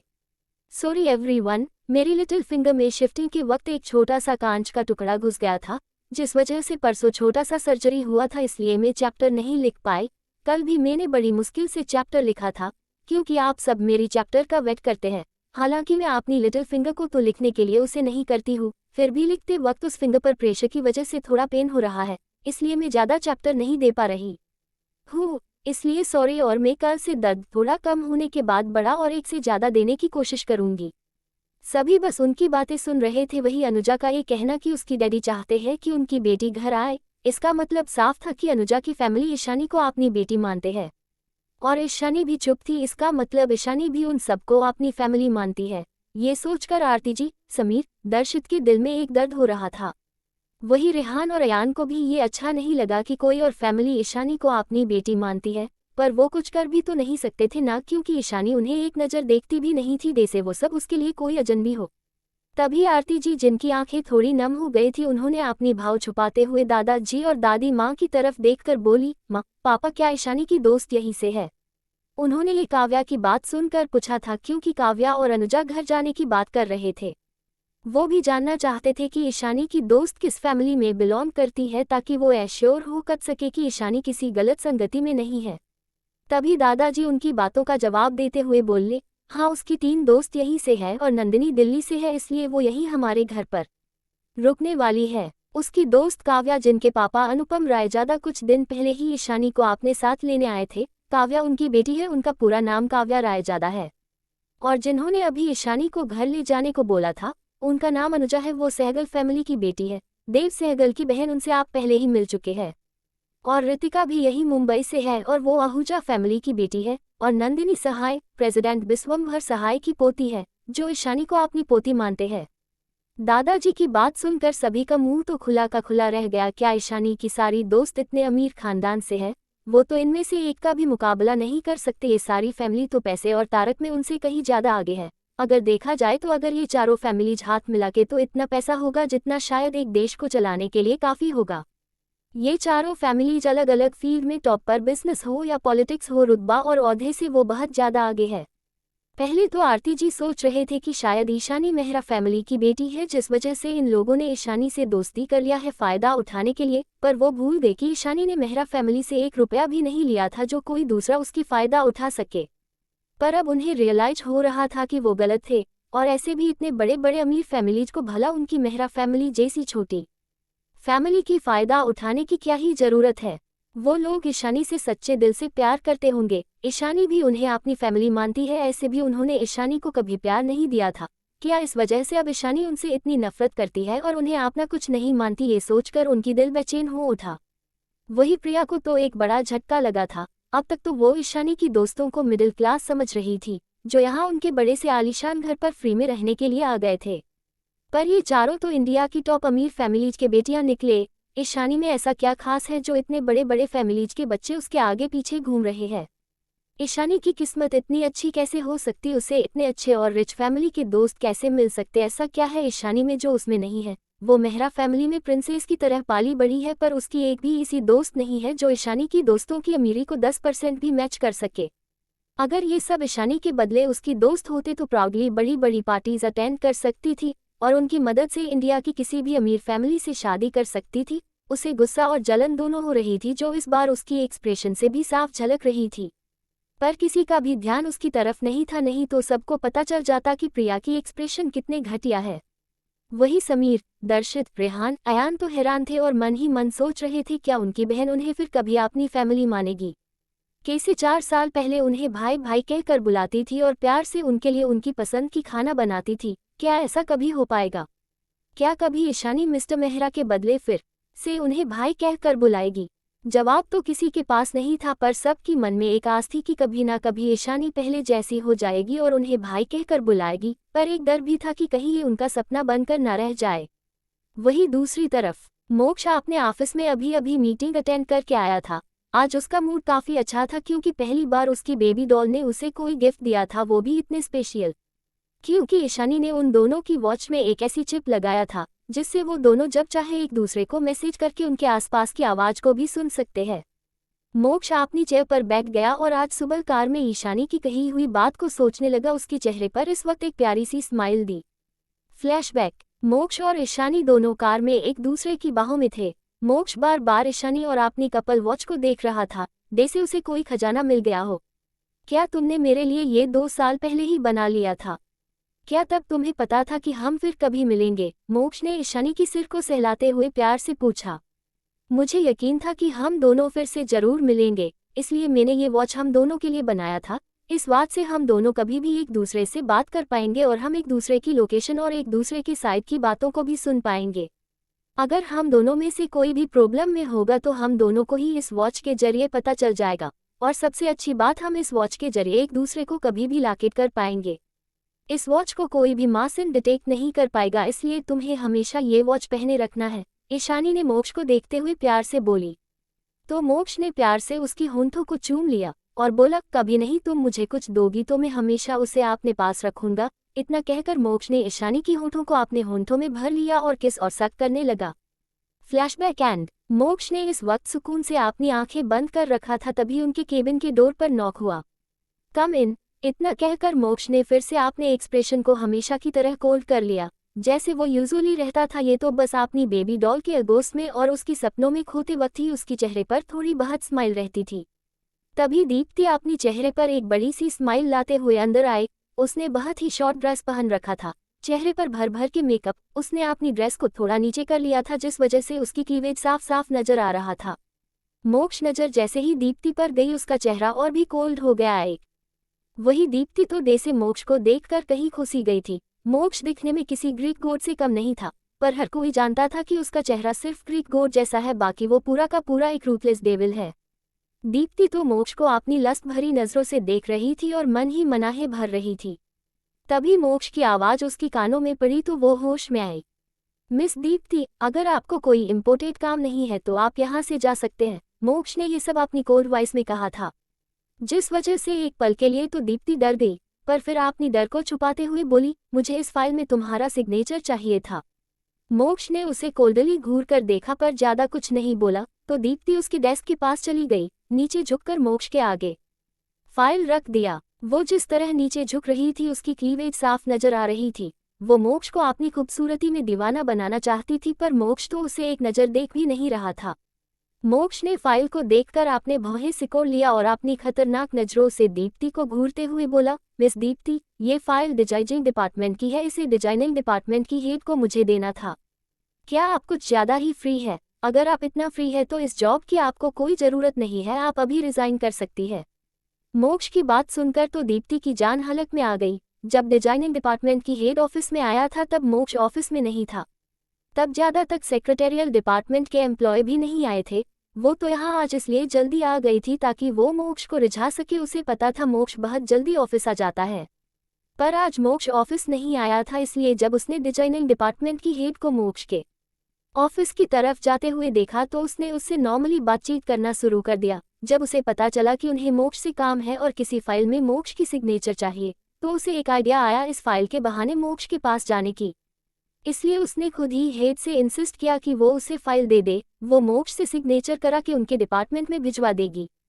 तो वो हेड भी मान गया, क्योंकि अब तक तो ऑफिस में दीप्ति और उसकी नई चमचियों ने ऑफिस में ये बात फैला दिया था कि दीप्ति की फैमिली और राजवंश फैमिली दोस्त है और मोक्ष और दीप्ति की शादी की बात चल रही है। और दीप्ति की ये बात सब ने मान भी लिया था, क्योंकि दीप्ति रहान परिवार की बेटी थी और सबको पता था कि दीप्ति के डैड वीरेंद्र रहाने है और उन लोगों ने उन्हें कई बार यहाँ देखा भी था और जानते थे कि राजवंश फैमिली और रहान फैमिली के बीच अच्छी कनेक्शन है। दीप्ति अभी डर रही थी कि कहीं मोक्ष सच ने उसे अभी जॉब से ना निकल दे। अगर ऐसा हुआ तो वो कैसे मोक्ष के करीब जाएगी और कैसे उसे अपना बनाएगी। मोक्ष कोल्डली दीप्ति को देखते हुए बोला, मिस दीप्ति, मेरे केबिन से बाहर जाए। मोक्ष की इतनी सर्द आवाज सुनकर दीप्ति कुछ कहने ही वाली थी कि तभी मोक्ष का फोन रिंग हुआ। जैसे ही मोक्ष की नज़र कॉलर आईडी पर गया तो उसकी कोल्ड नजरें अचानक से सॉफ्ट हो गई और उसकी होंठों पर एक छोटी स्माइल आ गई। वही दीप्ति ने जब देखा कि मोक्ष फोन देखकर स्माइल कर रहा है तो वो क्यूरियस हो गई जानने के लिए कि मोक्ष को कौन कॉल कर रहा है। मोक्ष कॉल उठाने जा रहा था, पर जब उसने अभी भी दीप्ति को अपने केबिन में देखा तो उसने गुस्से में अपनी कोल्ड आवाज में बोला, get lost from my cabin. उसकी इतने गुस्से भरी आवाज सुनकर दीप्ति ना चाहते हुए भी बाहर चली गई। उसकी जाने के बाद मोक्ष ने तुरंत कॉल रिसीव कर लिया और बोला, बेबी डॉल। वहीं ईशानी जो इस वक्त अपने लैपटॉप के सामने बैठी थी, मोक्ष की इतनी गहरी आवाज सुनकर एक पल लिए उसके आवाज में खो गई, फिर अपने सेंस में वापस आकर बोली, नकुल ऑफिस जा रहा है, उसे प्रोजेक्ट रिलेटेड फाइल दे देना। क्या बस तुम्हें इतना ही कहना था? क्या और कुछ नहीं कहना? मोक्ष ने थोड़ा नाराजगी से बोला। उसे तो लगा था उसकी बेबी डॉल उसे मिस कर रही है, जिस वजह से उसने उसे कॉल किया है, पर उसकी बेबी डॉल ने तो उसका मूड ही बिगाड़ दिया। मोक्ष की नाराजगी भरी आवाज सुन ईशानी हल्की से स्माइल करते हुए बोली, हाँ वैसे तुम्हें क्या लगा मैं क्या कहने वाली हूँ? ईशानी की स्वीट वॉइस और हंसी सुनकर मोक्ष खो गया। वो भूल गया कि वो नाराज था। फिर कुछ सोचकर स्माइल करके हंस की वॉइस में बोला, क्यों ना आज तुम और मैं एक साथ रात बिताए बेबी डॉल। मैं तो रात भर तुम्हारे होंठों का रस पीना चाहता हूँ और तुम्हारी मीठी सिसकियों की आवाज़ सुनना चाहता हूँ। क्या कहती हो तुम? क्या आज हम दोनों? इतना कहकर वो रुक गया और उसकी होंठों पर इस वक्त एक तिरछी स्माइल थी। वही ईशानी तो उसकी बात कर शर्म से लाल हो रही थी। मोक्ष की हंसकी वॉइस और बेशर्मी भरी बातें सुनकर ईशानी को ऐसा लग रहा था जैसे मोक्ष ये सब फोन पर नहीं बल्कि उसके कान के पास कह रहा है। इस वक्त ईशानी तो कुछ बोल ही नहीं पा रही थी। ईशानी को खामोश देख इधर मोक्ष की स्माइल और भी बड़ी हो गई। क्या मेरी बेबी डॉल को शर्मा रही है? मुझे तो लगा था मेरी बेबी डॉल सिर्फ शेरनी की तरह झपटा मार कर सीकर कर सकती है। इतना कहकर मोक्ष हंसने लगा। उसे ऐसे हंसता देख ईशानी को मोक्ष पर थोड़ा गुस्सा आ गया और वो नाराजगी और शर्म से बोली, मैं बिजी हूँ, मैं फोन रख रही हूँ। इतना कहकर ईशानी ने फोन डिस्कनेक्ट कर दिया और अपनी चेस्ट पर हाथ रखकर जोर जोर से सांस लेने लगी। जब भी वो मोक्ष से बात करती थी या फिर उसके पास होती थी तो उसकी दिल तेजी से धड़कता था। वही ईशानी के फोन काटने के बाद मोक्ष अपनी फोन को देखकर हंस रहा था। वो इस वक्त ईशानी की शर्म से लाल चेहरे को इमेजिन कर रहा था। अगर इस वक्त कोई मोक्ष को देख लेता तो उसके चाम में खुद को खोने से नहीं रोक पाता। मोक्ष की स्माइल उसकी ग्रीक गॉड पर्सनैलिटी को और भी डैशिंग बना रहा था। इस वक्त मोक्ष को देखकर कोई कह ही नहीं सकता कि ये वही मोक्ष है जिसे पूरा दुनिया वाले डेविल और ना जाने किस किस नाम से बुलाते हैं। वही दूसरी तरफ ईशानी के रूम में उसके चारों दोस्त ईशानी को घेर कर खड़े थे और चारों ईशानी को अपनी घूरती हुई नजरों से देख रहे थे, जैसे ईशानी ने उनके प्रति कितना बड़ा अन्याय किया हो। क्योंकि रितिका ने थोड़ी देर पहले जैकी को कॉल किया था और जैकी ने अपना सीना गर्व से चौड़ा करके प्राउड के साथ बोल दिया था कि अब ईशानी बोस की जिंदगी में जीजू आ चुके हैं और वो बहुत ज्यादा हैंडसम और डैशिंग है। और जैकी ने सबको जलाने के लिए बहुत कुछ बड़ा चढ़ाकर बोला था, जैसे कि बोस सबसे ज्यादा प्यार मुझसे करते हैं। बोस ने तुम सबको नहीं बताया और मुझे लेकर आपने ससुराल गए थे, वहां पर भी मैं ही नंबर 1 रहूंगा क्योंकि बोस मुझे साथ लेकर गए थे। क्या तू अब भी हम अपनी दोस्त मानती है क्यूटी? रितिका ने मुंह फुलाकर बोली। हाँ ईशु, तू किसी के साथ रिलेशनशिप में है और तूने हमें कुछ नहीं बताया, नंदिनी ने भी ईशानी को घूरते हुए बोली। और तू इतना आगे बढ़ गई कि आपने ससुराल चली गई उनसे मिलने, वो भी उस बड़बोले जैकी के साथ। क्या तुझे हम सबको इस बारे में बताना जरूरी नहीं लगा? काव्या ने भी नाराजगी से बोली। हाँ, अगर तू पहले बताती तो हम भी जीजा जी से मिल लेते। और तुझे इतनी भी क्या जल्दी थी आपने ससुराल जाने की? हमारे आने तक तो वेट कर लेती, हम भी तेरे साथ जाते। हमें भी तो देखना था ना कि हमारी दोस्त ने किसे पसंद किया है और उसकी फैमिली कैसी है। क्या तू हम सबको अपना नहीं मानती जिस वजह से तूने हम सबको इस बारे में नहीं बताया? अनुजा ने भी सबका साथ देते हुए दुखी होते हुए बोली। वही ईशानी तो उन चारों की कंप्लेन चुपचाप खड़ी होकर सुन रही थी। तभी रितिका बोली, अच्छा ये सब छोड़ क्यूटी, तू पहले मुझे ये बता कि आखिर जीजू है कौन और तुम दोनों कहाँ मिले? तभी काव्या बोली, हाँ ईशा, मुझे भी जानना है कि ऐसा कौन है जिसने तेरी दिल जीत लिया और तूने इतने कम टाइम में 2 सालों से जिसे ढूंढ रही थी उसे छोड़कर किसी और से प्यार कर लिया। ऐसे अच्छा भी है, मैं तो पहले से ही कह रही थी, तुझे उस इंसान को भूल जाना चाहिए और एक अच्छे बंदे के साथ सेटल हो जाना चाहिए। आखिर मेरी इशू इतनी प्यारी जो है। नंदिनी ने एक प्यारी स्माइल करते हुए बोली। ईशानी सबको चुप कराते हुए बोली, शट अप। उसकी बात सुनकर चारों चुप हो गए और ईशानी की बॉयफ्रेंड के बारे में बोलने की इंतजार करने लगे।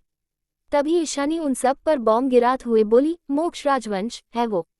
पहले तो वहां सब सन्नाटा हो गया, फिर तभी तीनों की चिल्लाने की आवाज आई, क्या मोक्ष राजवंश बिजनेस वर्ल्ड का बेताज बादशाह? नंदिनी ने शौक होते हुए बोली। वो एरोगेंट हैंडसम कोल्ड सीईओ जिसे पाने का सपना हर लड़की देखती है। अनुजा ने भी शौक होते हुए पूछा, क्या वो मोक्ष राजवंश जिसे पूरी दुनिया डेविल और रूथलेस बिजनेस किंग के नाम से जानती है? काव्या ने भी आंखें बड़ी करके पूछा। क्या सच में इंडिया की मोस्ट हैंडसम हंक बैचलर मेरे जीजू बनने वाले हैं? वाओ, मैं तो बहुत ज्यादा खुश हूँ, रितिका ने खुशी से उछलते हुए बोली। उनकी इतने जोर से चिल्लाकर सवाल पूछने की वजह से ईशानी की सिर दर्द करने लगा था। तभी काव्या बोली, अच्छा हुआ एटलीस्ट जीजू के साथ तू खुश रहेगी और उस लड़के को भूल जाएगी जिसने तेरी फर्स्ट किस चुराई थी, वरना मुझे तो डाउट था कि कहीं उस इंसान के चक्कर में मेरी प्यारी खूबसूरत दोस्त कुंवारी ना रह जाए। तभी ईशानी ने डेविल स्माइल करते हुए उन सब के ऊपर एक और बॉम्ब गिराते हुए बोली, ये वही तो है क्या? फिर से चारों की चीखने की आवाज आई। क्या आज उनकी ये दोस्त शोक देकर उनको जान से मारना चाहती है क्या? तभी अनुजा सेंस में वापस आकर बोली, मतलब मोक्ष आई मीन जीजू वही इंसान है जिसे तू 2 साल पहले मिली थी? हाँ, ईशानी ने कैसुअली बोली। इसका मतलब जीजू ही वो इंसान है जिन्हें तूने बचाया था उस दिन और जिन्होंने तेरी फर्स्ट किस चुराई थी? हाँ, ईशानी ने फिर से नॉर्मली कहा तो सब और भिन्न शौक और खुश हो गए। ये तो बहुत अच्छा है कि जीजू जल्दी मिल गए, वरना मैं तो तेरे लिए स्वयंवर रखने के बारे में सोच रही थी ताकि तुझे तेरे प्रिंस चार्मिंग मिल जाएं, रितिका ने अपनी दांत दिखाते हुए कहा। उसकी बात सुनकर वह सब हंस दिए। सब खुश भी थे कि ईशानी जिसे ढूंढ रही थी वो इंसान ईशानी को मिल गया। हम सबको भी जीजा जी से मिलना है, वरना ये जैकी एक ही बात पर हमेशा हमें चिढ़ाता रहेगा और डींगे हाँकता रहेगा कि जीजू उसका है और जीजू उसे अहमियत देते हैं और तेरे ससुराल वाले से वो पहले मिला है, नंदिनी ने मुंह बनाते हुए कहा।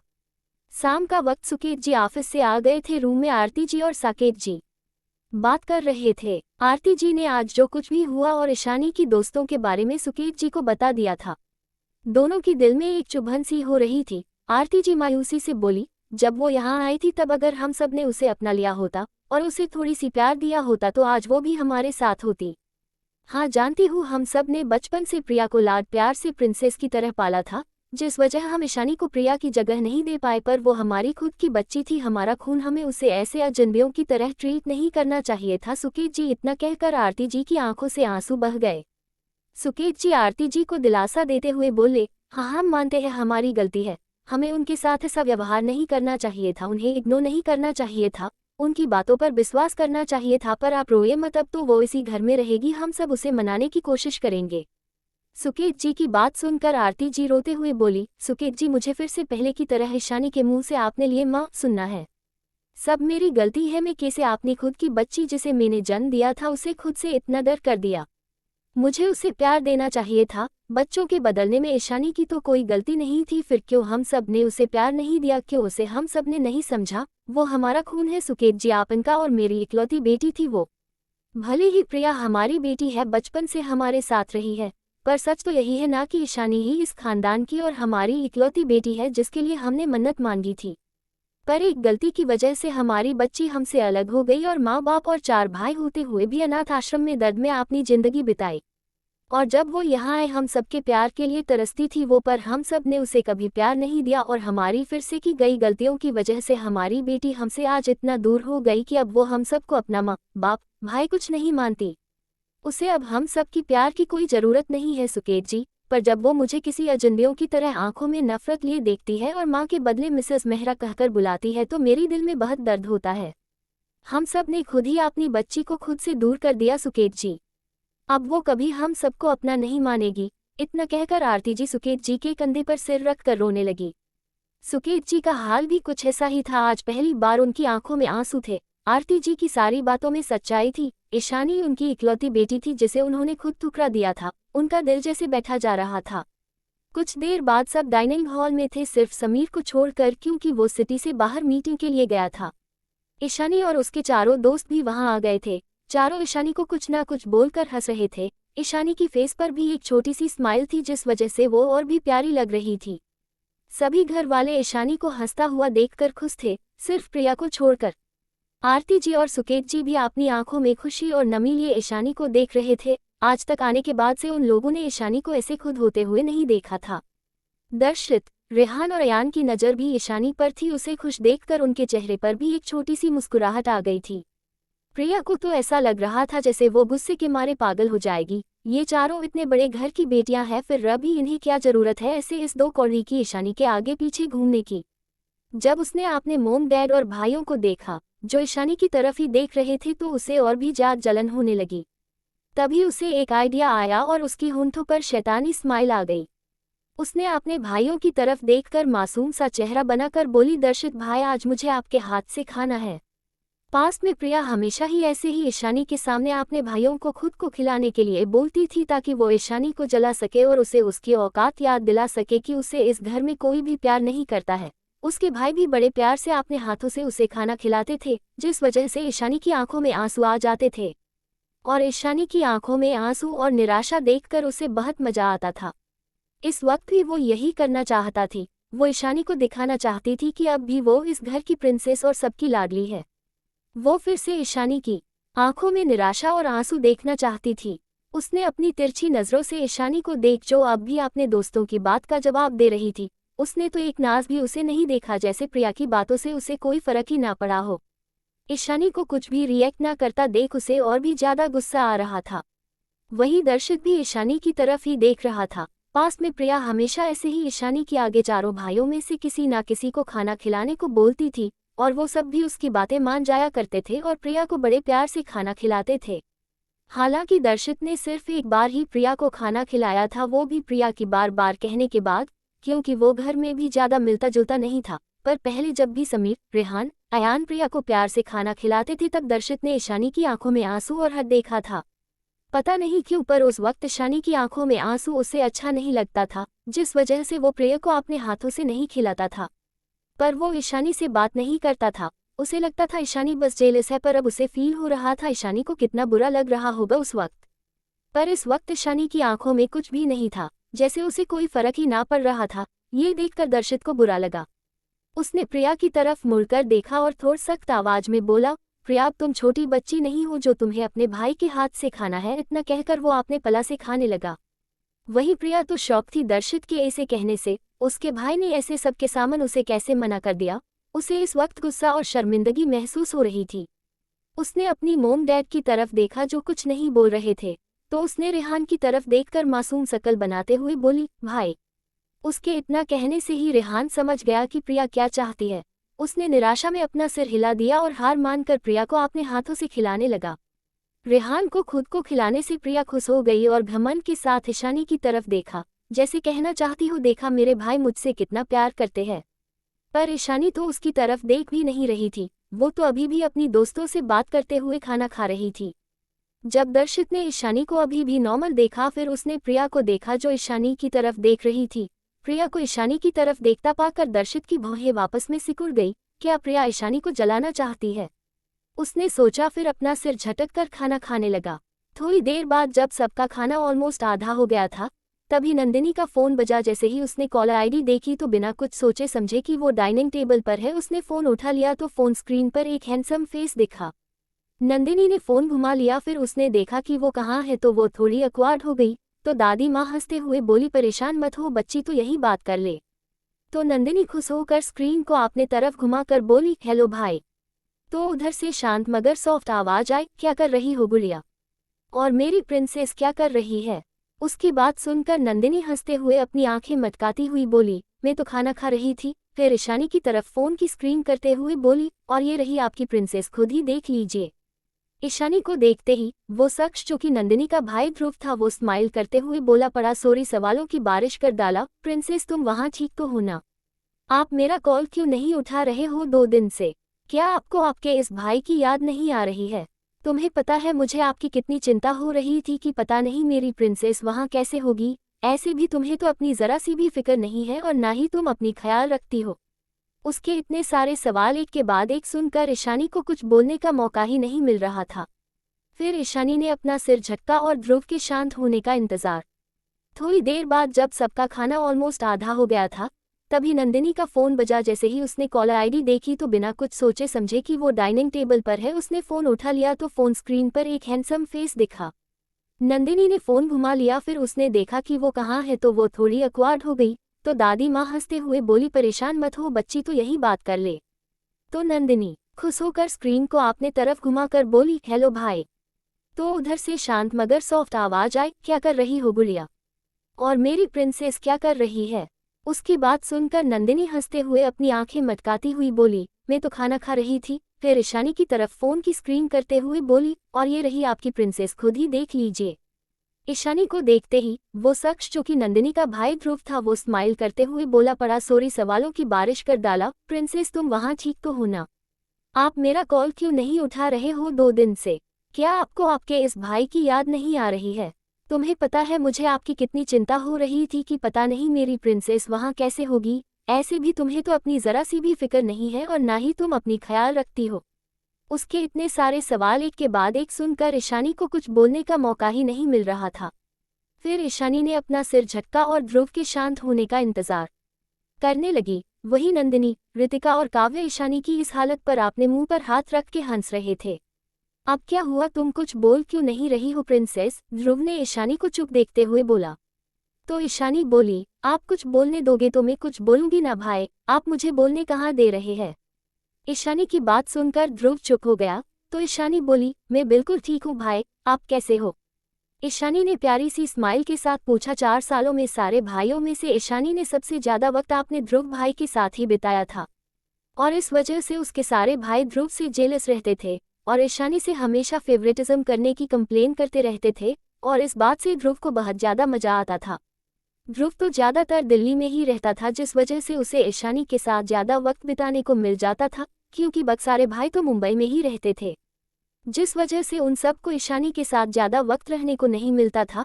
पर इस वक्त तो ईशानी मुंबई में थी तो ध्रुव को जेलस फील हो रहा था क्योंकि अब से ईशानी बाकी भाइयों के साथ ज्यादातर रहने वाली थी। ध्रुव थोड़ा नाटक करते हुए बोला, मैं तो बहुत दुखी हूँ। फिर मासूम बनते हुए बोला, प्रिंसेस तुम्हें पता है ना कि मैं ही तुमसे सबसे ज्यादा प्यार करता हूँ। तुम उन बेवकूफ वेद और रुद्र के साथ ज्यादा टाइम मत बिताना, ठीक है? नहीं तो वो दोनों तुम्हें भी बिगाड़ देंगे मेरी प्यारी प्रिंसेस। ध्रुव की बात सुनकर ईशानी को हंसी आ गई। ऐसे तो उसका ये भाई बहुत बड़ा बिजनेसमैन बनता था, पर कभी कभी ऐसे बचकाना बात भी बोलता था जो सिर्फ उसके और नंदिनी के सामने ही थी। नंदिनी, रितिका, काव्या भी ध्रुव को ऐसे जलता हुआ देखकर मजा ले रहे थे। इस बात से अनजान कि सारे घर वाले उन्हें ही देख रहे हैं। रेहान जो प्रिया को खाना खिला रहा था, ईशानी के मुंह से फिर से किसी के मुंह से प्यार से भाई सुनकर उसका हाथ रुक गया था। वीडियो कॉल होने की वजह से सबको ध्रुव की सारी बातें सुनाई दे रही थी। ध्रुव का इस तरह ईशानी पर हक जताना, प्रिंसेस बोलना और ईशानी का भी ध्रुव के लिए इतना प्यार देखकर तीनों भाइयों का दिल भारी हो रहा था। उन्हें बिल्कुल भी अच्छा नहीं लग रहा था ईशानी को किसी और को भाई बोलते देखकर। उन सब की आंखें नम हो गई थी, अब तो एक भी निवाला उनके गले से नहीं उतरने वाला था। वहीं सुकीत जी और आरती जी की आंखों में भी आंसू आ गए थे। अगर ईशानी के साथ उन सब ने थोड़ा प्यार से और अपनेपन के साथ बर्ताव किया होता तो ईशानी उनके साथ भी आज ऐसे ही हंसी खुशी बात करती। उनकी बेटी आज उनके बदले किसी और को अपना परिवार मानती है, पर उन्होंने भी तो ईशानी के साथ वही किया था। ईशानी के सामने ही ईशानी को अपनाने से मना करके प्रिया को प्यार दिया था, जिस प्यार पर ईशानी का भी हक था। ये सब तो उनके कर्म का फल है जो आज उनकी बेटी उनसे नफरत करती है, उन्हें एक नज़र देखना भी पसंद नहीं करती है। पर वो कुछ कर भी तो नहीं सकते, क्योंकि नफरत करने की वजह तो उन लोगों ने खुद ही ईशानी को दिया है। दर्शित, रेहान, अयान भी तो यही सोच रहे थे। ये उन सब का कर्म का फल है जो अब उन्हें मिल रही है। उनकी बहन उनसे बहुत दूर हो गई है, उन्हें अपना परिवार भी नहीं मानती है, और आगे की कोई कह नहीं सकता कि वो उन्हें अपनी फैमिली मानेगी भी कि नहीं, पहले की तरह उनसे बात करेगी भी कि नहीं। अब तो ईशानी को उन सब की कोई ज़रूरत भी नहीं है। जैसे उन लोगों ने पहले ईशानी को अपनाने से मना कर दिया था, जैसे ईशानी के साम भी प्रिया से प्यार करते थे और प्रिंसेस की तरह रखते हैं, आज ठीक उसी तरह ईशानी ने भी उन सब को ठुकरा दिया है और फैमिली मानने से इनकार कर दिया है। आज उन्हें एहसास हो रहा था कि उस वक्त जब वो ईशानी के सामने ही प्रिया से प्यार करते थे और उसे इग्नोर कर देते थे, तब ईशानी को कैसा लगता होगा। रेहान ने प्रिया के सामने वो प्लेट रख दी जिस प्लेट से वो उसे खाना खिला रहा था, और बोला, अब तुम खुद अपने हाथ से खा लो। इन्हें न कहकर उसने टिश्यू से अपने हाथ साफ किया, फिर दूसरे प्लेट में आपने लिए खाना केकर खाने लगा। वही प्रिया को फिर से गुस्सा आ गया। उसकी सारी प्लान्स फेल हो रहा था, ना तो वो ईशानी को जलाने में कामयाब हो रही थी, न ही उसे सबक सिखा पा रही थी।